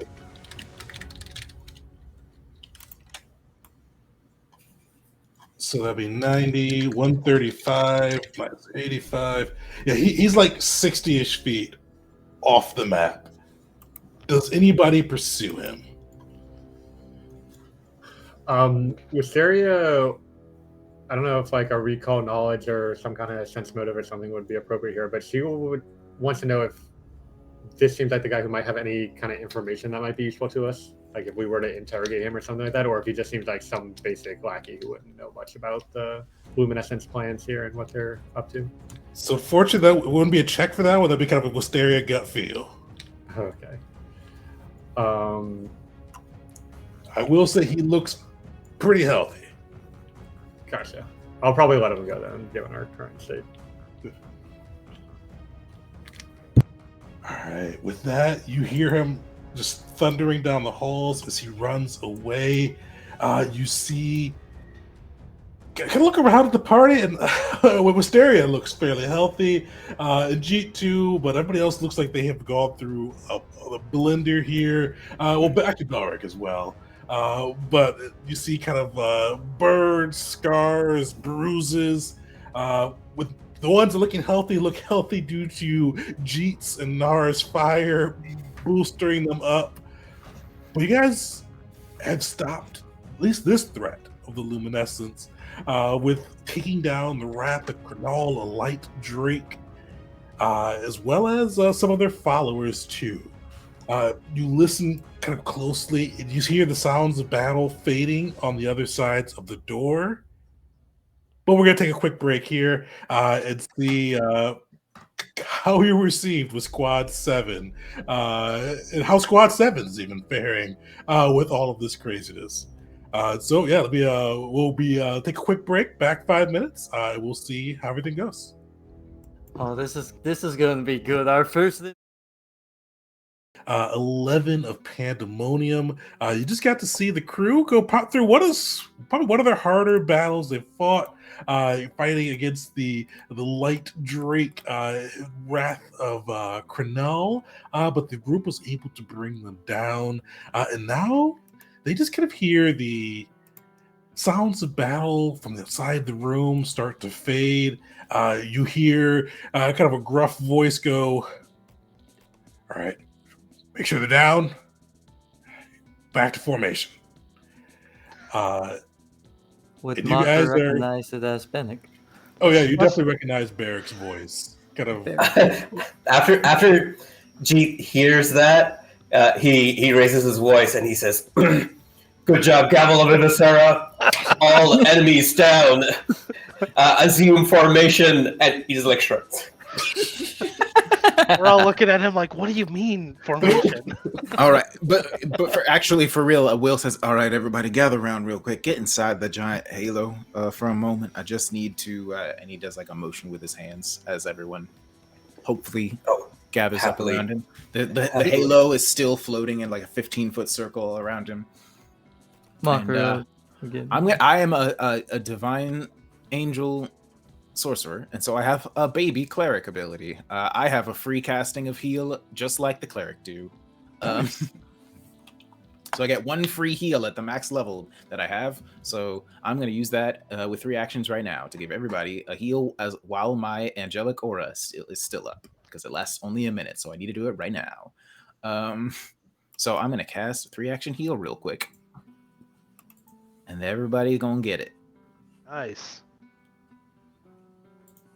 I'll say too, while this is all happening, Mockery actually has a very big grin, but also a bit nervous look when he hears Barrick's voice. and he's looking to the door.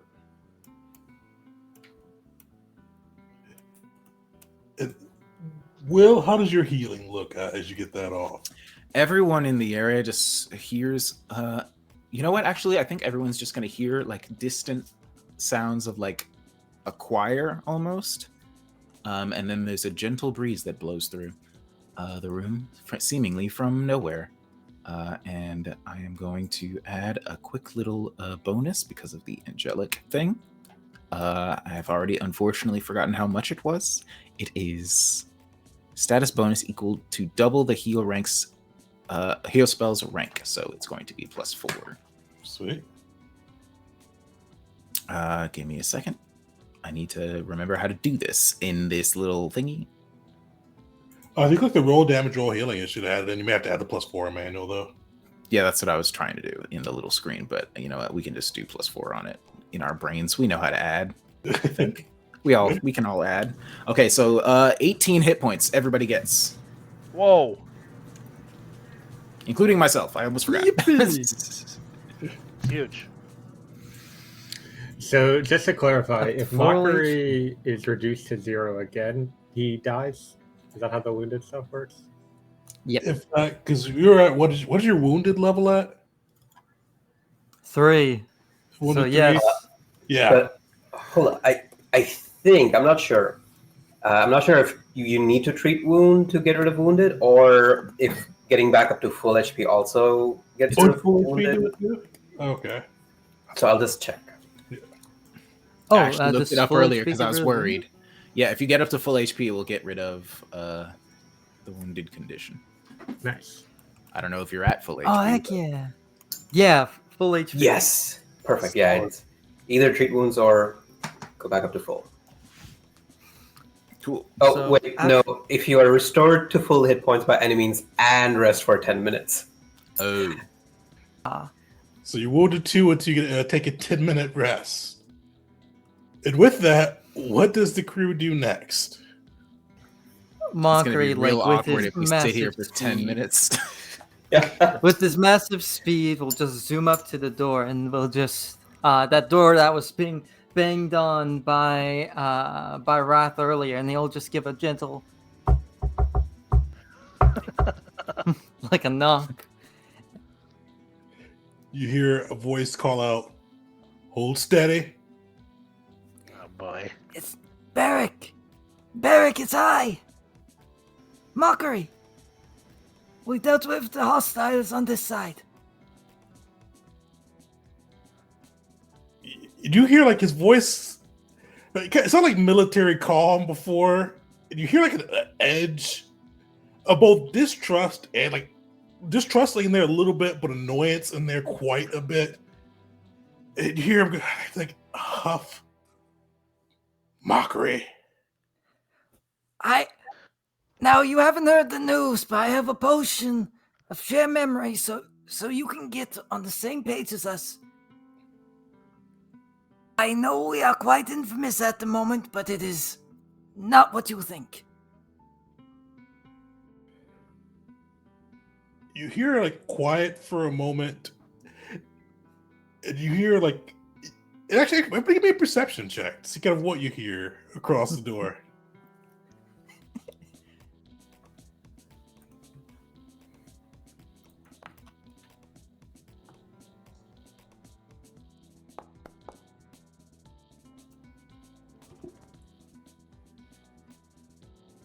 I'm sorry. Oh, no worries. Fuck. Oh, is it everyone doing it? I thought it was just Mockery. My bad. Oh, yeah, buddy. That makes sense. Mockery getting a natural one. If it's anything bad, Mockery didn't hear it from there. Everybody but Mockery. Mockery, I don't know if you're too close to the door or just a little too eager. You guys can hear like this hushed conversation between Squad 7. You hear Olo kind of with a deeper voice go, "Probably a trick. Why would Mockery be out here?" You hear Evan Sara go, "We are pretty hurt. We could use help if it is them." You hear Akaro go, "After what they've done, roughing up Squad 7, or roughing up the 13th Legion, deserting, and you hear Barrett go, quiet. Mockery, we are not in need of assistance. If it really is you, please back away from the door. I don't quite believe that, firstly. And secondly, we are in need of some assistance ourselves. So, if it helps, we have some beer. Wait, did we bring the beer with us? Mockery, stop making a... Okay, let me start that sentence again. Mockery, pull back from the door. Barrick, we have news, we have evidence. This is important to Eteria. We are backing away from the door. Mockery, come on. Mockery will be dragged away like a sad dog. Like it's like when the dog knows like someone's coming home and they don't want to get away from the door and they're actively occasionally pawing at it, just like having to drag him back. Good. Okay, yes. We have stowed our arms and we need to negotiate for both our benefits. All right, Jeep, make a diplomacy check. Oh, why do I do this to myself? Can Mockery have aided him at all with the saying like, we are in need of assistance, we may have beer? I can't wait. Sure, give me a diplomacy check to see if you can aid him on this roll. I can't wait until I get that dandy ability. I don't know when I'm going to be able to get it, but eventually I'm going to be able to be like, what he meant to say was... Oh, thank goodness. Let me know when you have that ability. Mockery with that 20, we have beer. The cleric of Koshier. Perfect. So that adds, what does that add? A +2, right? Yeah, +2 because you're not masters yet. So 18, you kind of hear Barrick kind of consider it for a moment. And for those who pass that perception check, you can hear Olo go, they did say they have beer. You hear Barrick, like, you don't hear so much as like almost, you hear a huff and like a shuffle of armor, like almost turning, and you kind of hear Olo be quiet. You hear Barrick kind of boom out again. We'll talk with you, but we need you to put your weapons on the floor and take 20 steps back. If you do not, we will have to consider you foes. Do we put our weapons on the floor before or after we step back? You hear a like. Usually, for those for Jeep, Belric, and Wisteria, you guys know Barrick. He's usually like actually, well, Mockery does too, but he's usually like a pretty polished person. Like he's usually very like upbeat, professional, and like stern at times and things like this. He's not usually the person to sigh or like get visibly irritated. But as soon as Mockery says that, you hear him groan. Of course, you put the weapons down before you step back. Jig will roll his eyes and put down the bastard sword and then move back. He won't even like put it down. He'll drop it so they can hear it loudly, and this is passive aggressively. Yeah. Ta-tang. Mockery It's clanking. gently sets promise to the ground, and he actually kind of yell out, "This is the sword I wrote to you about. If you pick it up, please be gentle with it. I'd like it back." You could just feel him rolling his eyes through the door. Not Mockery though. He doesn't pick up on it. Wisteria, everybody disarm. Wisteria drops her repeating crossbow, and then her normal crossbow, and then unsheaths her rapier and sets that on the ground. Then pulls out her short sword and sets that on the ground. But she is going to keep a dagger hidden in her boot. If she needs to roll a sleight of hand for the check at some point, she'll do that. It's just the letter opener. What do you mean? Will can put his staff down, I guess, but it's not gonna. He's not really disarmed. Most of his power does not come from that. But as a gesture. You hear Barrett call out, "Are you disarmed and back?" Do we have do we have the animals come with us or stay with the weapons? You hear like Barrick is about to speak, but Evansara kind of yells out, "Bring the animals!" And Barrick's like, "This is not the fine. Bring the animals. If they act hostile, we will have to respond in kind." And Mockery will look over to his hellhound. Now be very sweet and kind. This is a friend. And he'll pet him and set him right next to Promise. But after you hear, or he kind of hears you guys step back and agree, you hear him go, "Olo, open the door. If you see any signs of trickery, close it as quickly as you can." And after that, you see the door open and you see this ginormous catfolk in front of you. You see this guy, he's got tied to his waist a pretty well-worn jug, and at least Jeet knows for sure. There's some pretty high concentrate booze within those jugs. You see, he's got like this grayish fur. He is just a big guy. Surprisingly quick for how big he is. You do see kind of rolls of fat around him, but he does have these like perky ears and whiskers. But his arms are just straight muscle as he opens it up and takes a look at you all. And he goes, "They don't got the weapons on them. They disarmed." He holds up a hand. He looks Mockery. "Where's the beer?" Mockery will go for the bear. Because if I remember correctly, Bear has the beer. Yeah, they're connected to the bear. So yeah, Alric would go over and he would kind of like pour a flask for him, and then he would also pour one for himself, and I would assume Mockery. Yeah. And Mockery kind of raise up like. And I'd begin handing out some of the ale. Olo definitely takes one and kind of waves you guys into the room.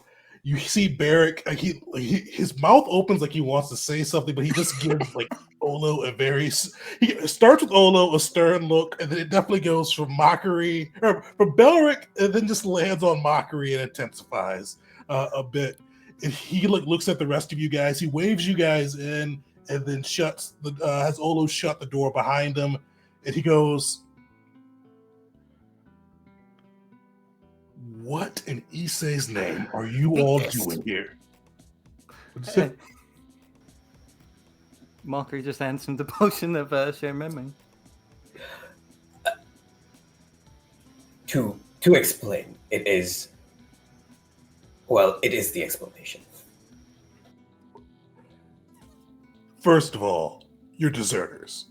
Second of all, I heard you all engaged in battle with the 13th Legion and viciously roughed up one of its soldiers, which Mockery, I heard you in particular were responsible, which is why I said you should not have even tried to be an arbiter. But you were an arbiter for what, 3 weeks before deciding to desert and besmirch our good name?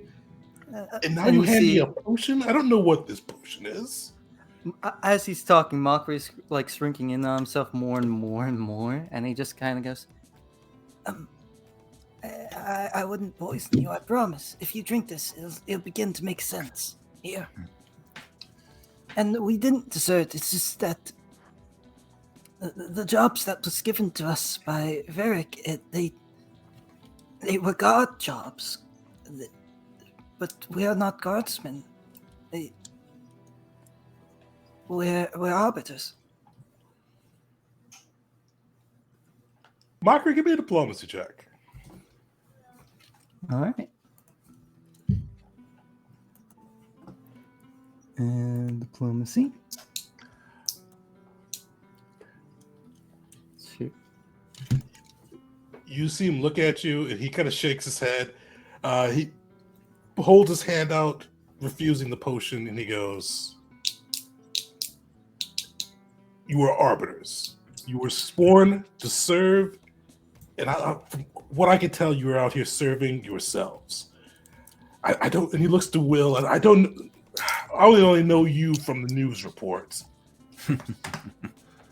But the rest, Jeet, you know better.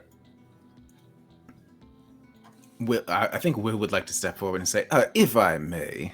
By the way, my name is you. You know what? Call me Will. It's a pleasure to make your acquaintance. And actually, he would like to do be a little obnoxious and go around and literally shake everyone's hand. He's going to be kissing Yvonne Sarah's the back of her hand if she will allow him to, and just introducing himself to everyone, doing fucking Disney Prince shit.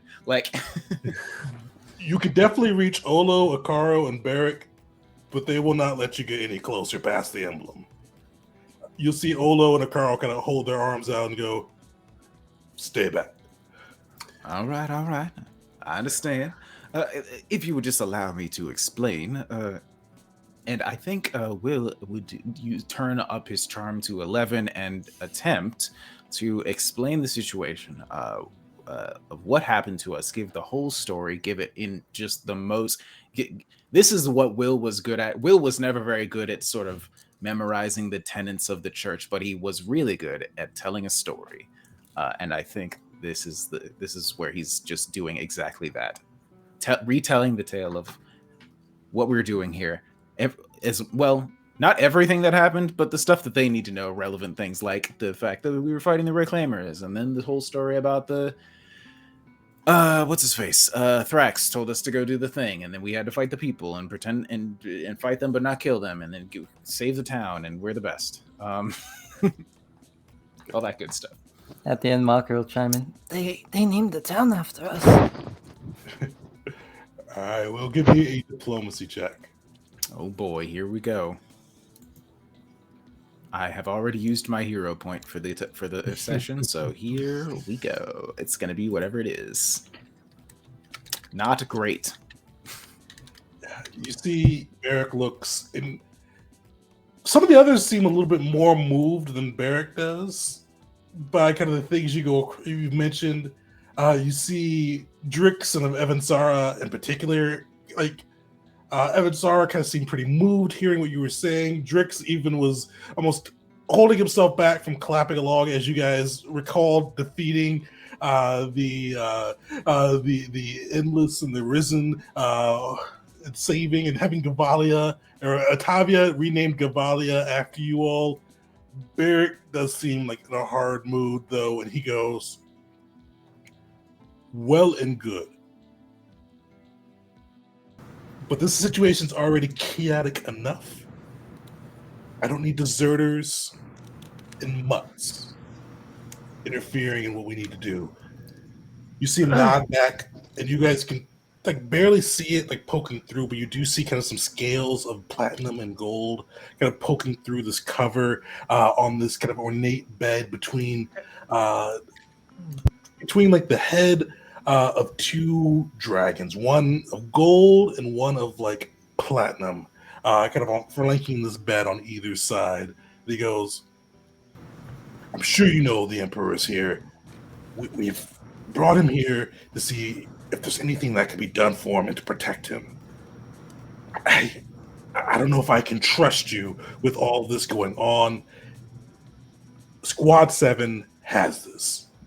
No, you don't. Barrick, please. Coming here is all of Eteria. They are soon to find out, and we learned this from Thrax. He's going to send his 13th here. And then the Imperialists and the Loyalists cannot be far behind. They will sack this temple. They will try and take the body. And if you are here when that happens, you will not hold your life. I promise you that. You are an amazing Squad 7. You are all amazing men and women, but you cannot take on an army. Let alone several. Please, Can we listen to us? Can we see what some of the foes that they maybe downed? We've assisted them by killing this guy. Can we maybe leverage that? Hey, you guys might be freaking dead, It wasn't for us killing this guy who's knocking on your door. Yeah, and you guys actually, I should have mentioned that when you came in the room. You do see kind of blood, gore, and you do see the remains of several of like the Templars, kind of similar to Balin, who you met outside. You see kind of some of their clerics. All in all, you see about 7 bodies kind of laying in the corner of the floor. In Squad 7, like some of them look like Olo. You see some scratches upon him, some cuts, some blood. You see Barrick is usually sterling shining armor, kind of just gored up a bit. And you see Akaro too. Looks like he's got some cuts along both his feathers and his tunic. They look like they've been through it a bit.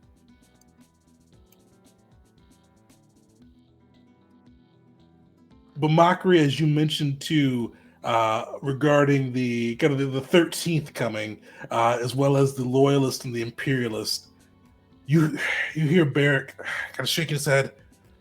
First the Luminescents, now the whole goddamn Avateria is here. How did they find out? How did you find out?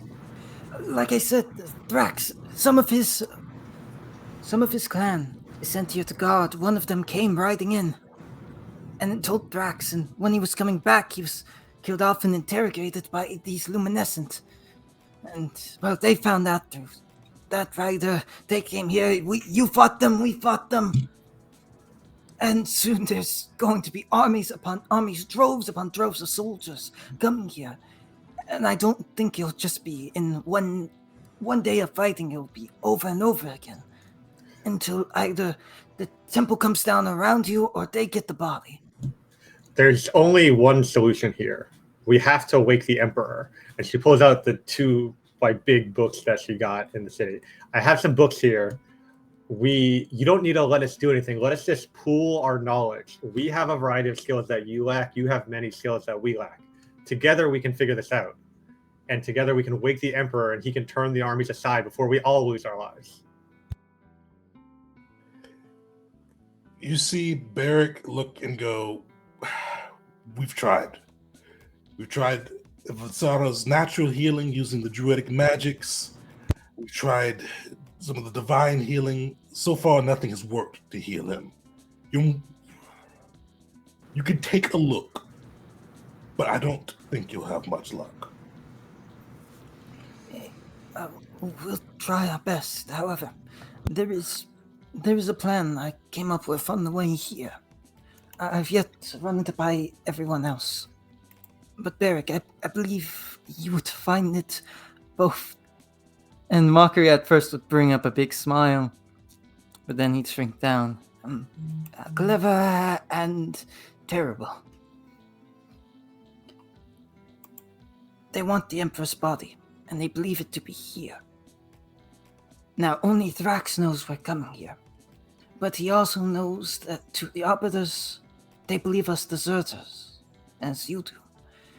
He knows of our skill, but I doubt he'd think any highly of us. Not the same as he would think of Squad 7. To keep the Emperor's body from falling into the wrong hands, if the armies do start riding in here. Squad 7, the Gavels of Ivastera, could ride off in different directions. We can keep them away from all of those who would be willing to war for him and go to an agreed upon location that is sanctioned by the Arbiters of the Emperor's body. While you can lead those armies away from this holy place so it is not destroyed. That is the worst case scenario, though, if we are unable to wake up the Emperor now. Please at least consider it, Barrick. I know I've had some ill ideas in the past, but we need to figure out something. You see Barrick, like, you get no checking the answer. You can see like the wheels turning in his mind. Like you can see like him trying to play out scenarios in his head, especially hearing that Drax, the 13th, who well, at least the Drax is the 13th isn't super close. But hearing that Drax, his people are gunning for this, and the Imperialists and Loyalists will soon know. He is just running through scenarios. It is for a moment quiet, but you do see Evansara, this elf with kind of piercing green eyes, pale skin, and with kind of this little crown of leaves in her hair, looks over and goes, "Well, there's no harm in him looking at the Emperor. If we do need to escape, we'll have to figure that out, but we've tried our best." You hear Barrick. I see Barrick is kind of nodding, kind of like goes over and walks to Akaro and kind of starts speaking, but then he waves you guys up. He's like, "You could look at the Emperor. I will not let you permit you to leave with the Emperor. We need to figure out a plan." And you guys can walk forward and try to take a look at the the Eternal Emperor. Wisteria will, with as much control as she can, prevent herself from running over, but will move quickly to go take a look. And the first thing I'm going to do is spend a minute just glancing over, trying to see if there's anything that immediately stands out, and spend a minute to pursue a lead to try to determine who or what caused this state of the Emperor. And then pull out the books and just begin seeing if I notice anything. If she needs a direction to investigate, I think the first thing she would try to do is understand, like, using the reference book on the Emperor, what, like, one of her theories is that it has something to do with the body that he reincarnated into, because we do know that he died when he was last seen, and then he vanished for months after that. But that was like a confirmed death, and so if she thinks that the body that he reincarnated into has something to do with his current state. So if she can find any clues about that, that's what she's going to start by looking for. Definitely, as you pull back the sheet, you see the Divine Emperor, the thing that kind of, the Eternal Emperor, the thing that stands out, kind of denoting him as a tear. You see, like, this body is covered with silver or platinum and gold scales, kind of crisscrossing his frame. It looks like this time he was reincarnated as a lizard folk. So you see some regular scales mixed in with the platinum and gold. You see his tail covered with the same, and his maw just kind of laying there, but his eyes seem listless and lifeless as he just lays on this bed. Give me a, so you're seeing if it's the body, give me a medicine check. And add all your bonuses from the scholarly journal.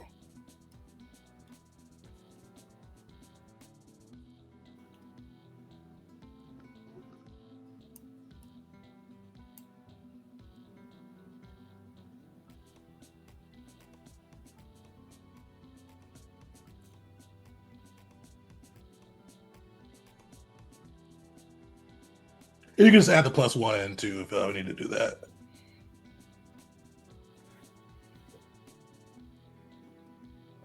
Sorry, yeah. So I get the +1 from the journal as well as a +1 from Pursue a Lead.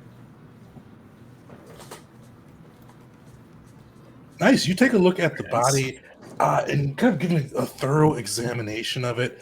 This body, it looks healthy. It looks like to be like otherwise strong body for a lizard folk. Looking through it, like, it's kind of odd. Like, this is like a young lizard folk, like 18 or so. Looks to be in strong health. You see his lungs falling and rising in good succession. His heart beating strong as you'd expect for a sleeping person. His eyes, like outside of the dull listlessness of the kind of the light behind them, do seem to be in working order. This person should be healthy. And kind of the book with the comas that you've received too, you can't really see anything that's caused his coma. I mean, this seems to be a person in the prime of his life, good health, even with the Eternal Emperor's own blessings upon him. But something is keeping him from waking. Magic? It's going to be my next avenue. So I'll start Yeah, I'll start seeing if there's any signs of magic or like runes that are etched somewhere on his body, or anything I can like sense in the area that might be traceable back to some spell or other magical effects. All right, give me a recall knowledge check. If I can help with that by doing detect magic or read aura, anything like that, I would like to help. What does read aura do again? Oh, it just tells you what magic it is. Yeah, if something is magical and you focus on it for a minute, I'll tell you what magics are on it. Yeah, and then I get the +1 from Pursuit, +1 from the book, if you think that applies here. Perfect. Looking through with Wisteria, kind of your checks on this side, you look him over and you don't see any runes, you don't see any markings upon his body. Jeet, looking through with magic as well, kind of running detect magic over him. You don't see any lingering magic as well, or any kind of auras on that side that would read towards him on that. Kind of still seeing with this check, he seems to be in good health, but it seems like the lights aren't there, like almost like he's not home. So, and Wisteria's kind of like talking out loud as she goes through this whole process and thinking through these things. There's not magic keeping him asleep. It's possible that maybe his soul was somewhere else. I mean, we had a theory similar to this when we were dealing with the reclaimers. So is there anything I can look at to kind of identify if that's the case one way or another? Like, if, the body's there, he's breathing, he's alive, but there's no soul to animate it or anything like that. Definitely, you can make a check on this one. This would be a very high religion check. You can roll it open. All right. I also have a question. Mhm. Has the Emperor ever reincarnated into a body of one of the bestial races before? The ones that came around when Issei did what he did? He has. So he was actually a Strix about 400 years ago. I see. And I'll like point in my compendium where it talks about that whole period of his life.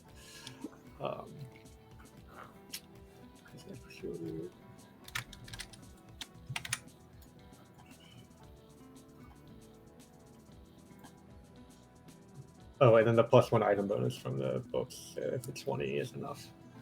But it was very You look at him, and soul magic and soul kind of, it's so rare that a body survives losing its soul. It's just really hard for you to pinpoint if that was it. Your ratings, it may be it, but just you really can't conclusively prove one way or the other.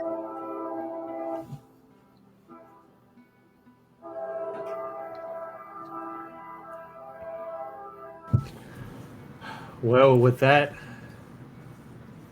unsure about. I think the next approach I would take is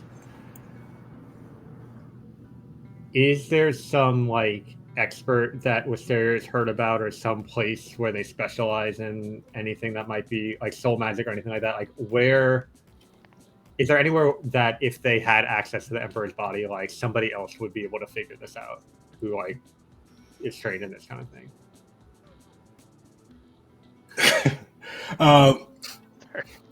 There's really publicly no masters of soul magic in the area, though. There's probably two people that you know, or two beings you'll say that you know could probably assist. Quasir, the god of celebration, as well as Nara, the god of fire. With it being soul discrepancies, if you believe that, it could be they could figure out what is going on, or at least some of their clerics. I see some gears turning in Jeet's mind.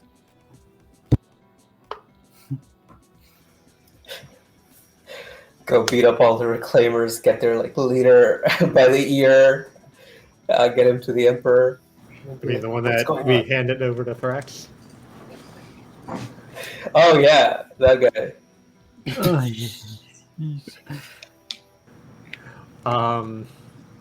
I mean, I'll tell the cheat, like, I'm running out of avenues here. Do you think you could find any guidance from Nar? Certainly, we could use a power greater than our own in this moment.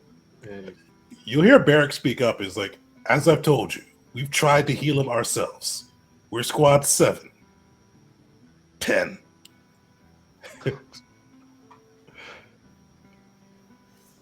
We are the Gavels of Evastera. Oh, And right. Deserters. No.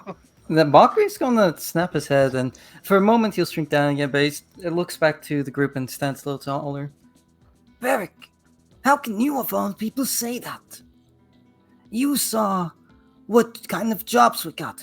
Clear out a nest of small, insignificant monsters. Those are the duties for a guardsman.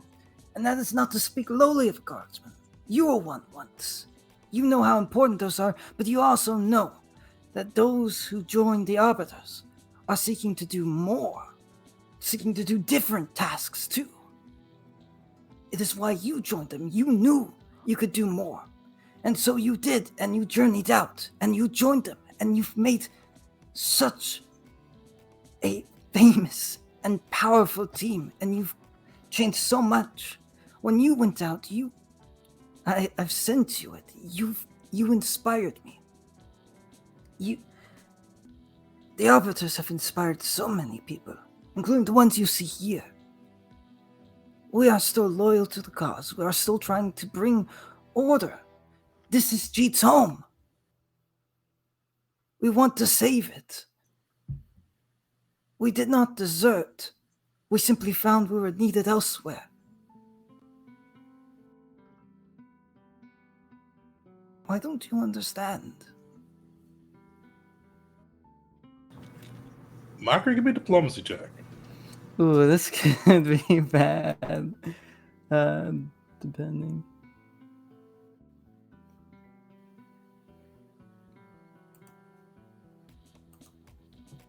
Nice. Oh, dang. You see it for a moment. He looks to get angry again, but hearing kind of about the tasks that you were assigned to, and Mockery, he avoids not avoids. You see a slight bit of guilt upon his eyes as he hears about the tasks you were assigned, and you kind of see his gaze kind of filter from Jeet to Wisteria to Belric before meeting your own again, especially kind of looking at those three and kind of hearing some of the tasks.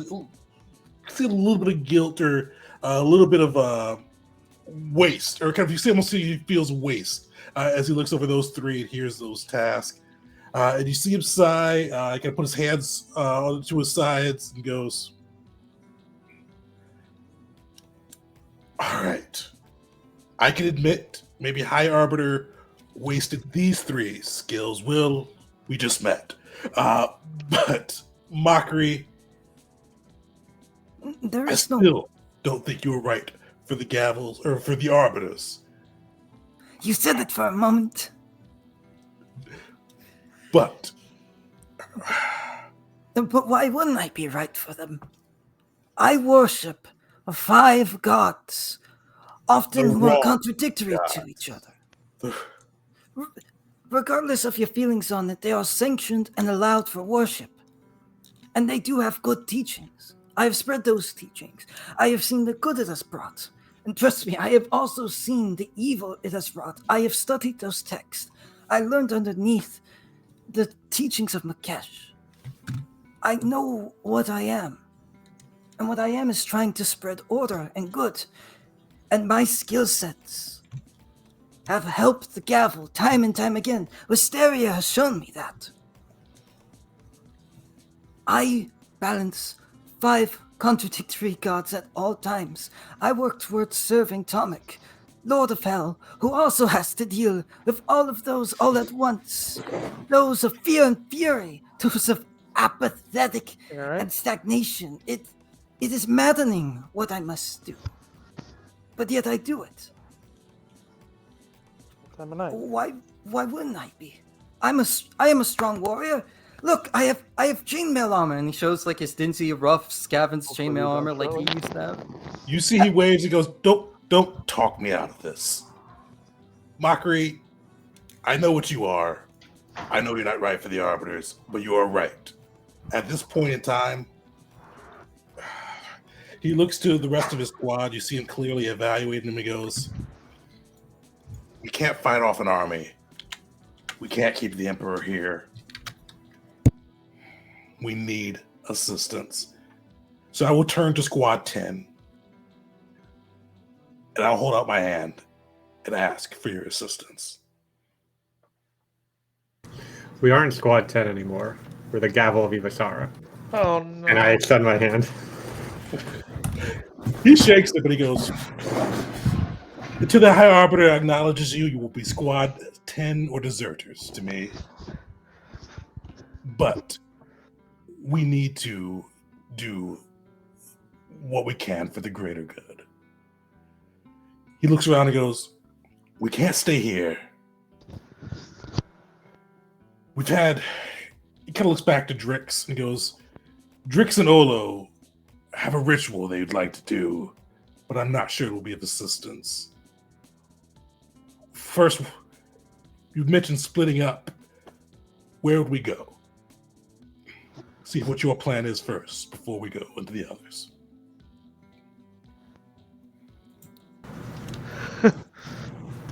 I don't know. I personally think we'd be better off sticking together, but that's just my opinion. Do you have a base somewhere? A base of operations? A secret warehouse?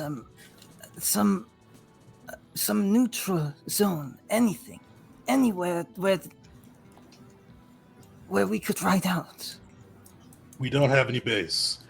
We've been splitting our time between Aterrand, Sona, and then working with the Imperial Guard to locate the Emperor. There's no neutral ground for us at this moment.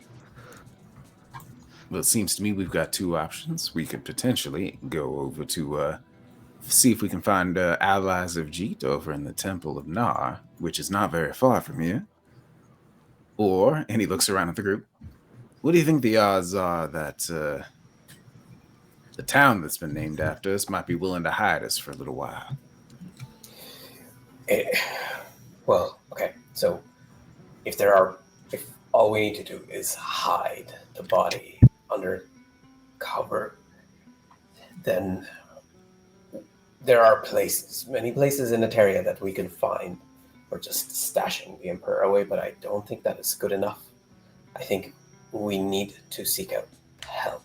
Soul magics. He looks at Barrick. Soul magic seems to be an underlying issue of so many of the ailments affecting Eteria right now. Probably not the Civil War, but everything else. So, your group, Squad 7, has been splitting its time between Aterrand and Sona. You know how the two factions are working. Do you know if the Burning Dragon Monastery is aligned with either? See Barrick shake his head. He looks over to Drix, and Drix speaks up, goes, no, the Burning Monastery has stayed neutral so far, though they're expecting the Monastery and the Flame Keepers to declare for one side or the other soon, after Senso Garad, the god, has made his declaration for the Imperialist. Well, that is not great news. And we hear that the Imperial Guard is in disarray. Yes, otherwise they could help us out. You see Barrick kind of give a sad shake of his head, and his tone actually takes on a little bit of kind of melancholy, and he goes, the guard helped us as much as they could. We went to their fort. May have saw us in the news a bit. We helped take care of one of their wyverns that were attacking the local town.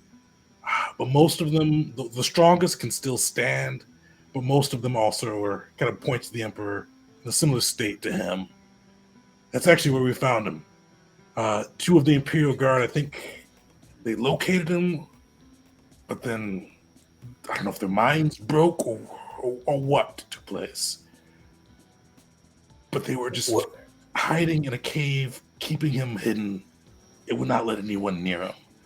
It was a pretty rough fight, and you kind of see his eyes fall. And he kind of like slumps a little bit. If they were in their right minds, we would be dead. But we were able to defeat them and bring his body. Do you know where they found the Emperor's body? Or was the cave just where they were stashing it? Fortunately, they're alive, but their minds were too addled. We could barely get them to speak coherent words. I look towards Wisteria. Is this a lead? Should we try and follow to the location where the Emperor was found? I think that's a good lead to follow. I'm just nervous about what we do with the Emperor in the meantime. But following up on that, do you know where those 2 guards are now? Did they return to the other Imperial guards? Or We used non-lethal force, but we left them in the cave. I couldn't tell you where they are now. well, that's a place to start. But I like Will's idea of potentially bringing the Emperor to the Burning Dragon Monastery, if that's amenable to you, Jeet.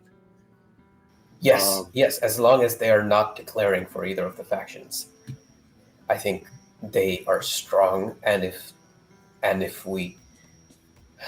Well, my hope is if we give them a way to be neutral around the Emperor himself, then that is a place where we could take a stand. We did help out Drax because he was neutral. But when faced with the opportunity, he became non-neutral. I would not insult your monastery, Jeets. I am simply worried. I am as well. I have been away from the monastery for so long that I trust my contacts there. And I trust. Does the Emperor need... And he's asking this specifically to Jeet, the Etarian. And I guess also to Wisteria, because Wisteria is also from Eteria. By lineage, but By lineage. Hasn't ever been here until the campaign started. Fair enough, but still by lineage. Does the Emperor need to be kept on Eteria? Can he be stored elsewhere? Oh. You guys both know the Emperor can be he'll be revived, or he can go anywhere in Gazia. For cultural, I appreciate the clarification, but my original intent is like a cultural thing. Will we be full heretics for bringing him off the continent in his current state? Oh, well, the Burning Dragon Monastery, if you guys go that way, is on continent. No, Mockery has a different suggestion he's about to bring up. Okay. Yeah, the question to Jeet. Would it be all right to him to bring the Emperor off continent? You would not. I would not want to do that. I do not think it would be fatal, but I do not want that to happen. All right. I was merely going to suggest the possibility of keeping him with Varen, the High Arbiter. If there is anyone who could fight off a country's army, it might be him. You see Barrick nods, but then he adds in, High Arbiter would, but he's also our main base for High Arbiter's base is in Vesnon. Queen Zaina would love to get her hands upon the Emperor. I know the back ways and the alleys and the sewers. We can get through. You see Drix speaks up and goes, "What, the Burning Dragon Monastery? That could be a good spot. We also thought Ustaolo Kosir is here as well. We were fortunately neither of us are his clerics. We know a ritual. It takes a half a day. but it could get his attention and maybe help us. Certainly possible. Go see his best friend is the goddess of knowledge. Yeah, to me, that seems like, I mean, we're not moving him, like, that might be the best route. So it sounds. It says out loud. It sounds like we have two, maybe three potential routes here. Bring him to Vesanon, as Mockery suggested. Bring him to the Burning Dragon Monastery, or keep him here, hunker down, and protect him for half a day while we do this ritual. I think we might have time to take the half-day ritual if we were over in the Burning Dragon Monastery. I would feel a lot safer if we were already in a safe place before we began something that On the other- vulnerable like that.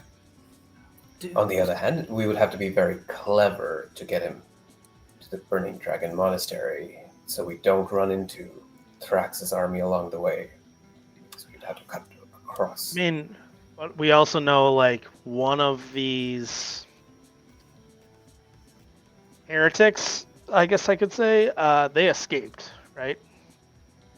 Like, that one person who we had cornered escaped, so... like, Which one? They could be... That was the Luminescents. Yeah. So, Oh yeah. Two of them escaped. The Strix, one of the Strix outside, and then the monk. so I don't know how long we'll be safe here Hmm. with... So, Then I am favoring more and more the monastery.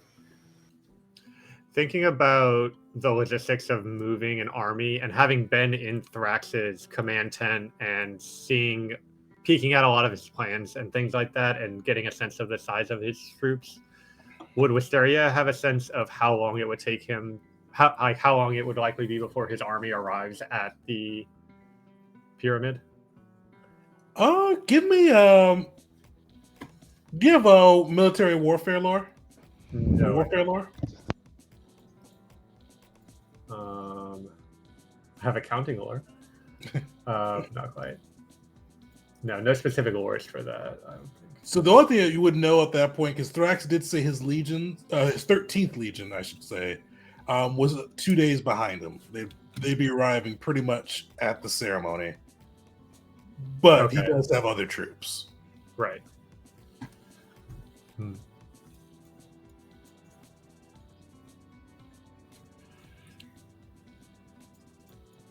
And it's a day's travel from the city he's in to the pyramid? True. Gotcha. A day's travel for us, but an army moves much slower. Mhm. But he could have started leaving before, not long after we left, especially we sort of implied that we were going after the body. It seems to me like time might be of the essence. Is there anyone who would absolutely hate it if we went over to the Burning Dragon Monastery right away? Looks around the room. Well, we'd have to go around that army that's heading in the same direction towards us. So we cut southwest. We then make a longer cut up and then head northwest to the Burning Dragon Monastery. Once we get to the outside of the monastery, I and Squad 7 perhaps can go in, sense the atmosphere, see if allegiances have been set already, while some of the rest of us guard the body outside. And if everything looks good, then we go in. Is that a tentative plan? And when we get there, they can start the ritual anyway in case things don't work out with the Burning Dragon Monastery.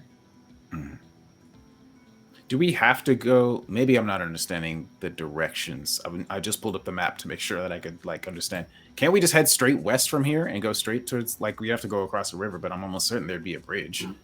There's a major city right there. So, yeah, that Akara is where Thrax is and all of his army, which is Right, right you guys left the between car to make your way there. Yeah. us. Wow. And So so we we could might- go south to Atrand and then north again and go around, but that'll be adding a couple Not- days to the journey. Not all the way to Adaran, just south enough of Akara that we would be out of scouting range. Although the Imperial Guard place is outside of Adarand, right? It is, but the Imperial Guard is a little bit, as I said, kind of out of commission. Right. I'm just trying to think logistically if it would make sense to go there, see if we find any clues as part of our path going around Akara to the monastery. Because it was near there that the cave was that they found him. So the cave they actually would mention was near Reklim. Oh, okay. Pretty far out. I also want to ask them, what are the priests of Thana up to? What do they feel about you bringing the body here? And have they taken a look at the body or anything like that? Beric will nod. That was the divine healing we sought. They reviewed him, said that he was healthy, and that was all they would say.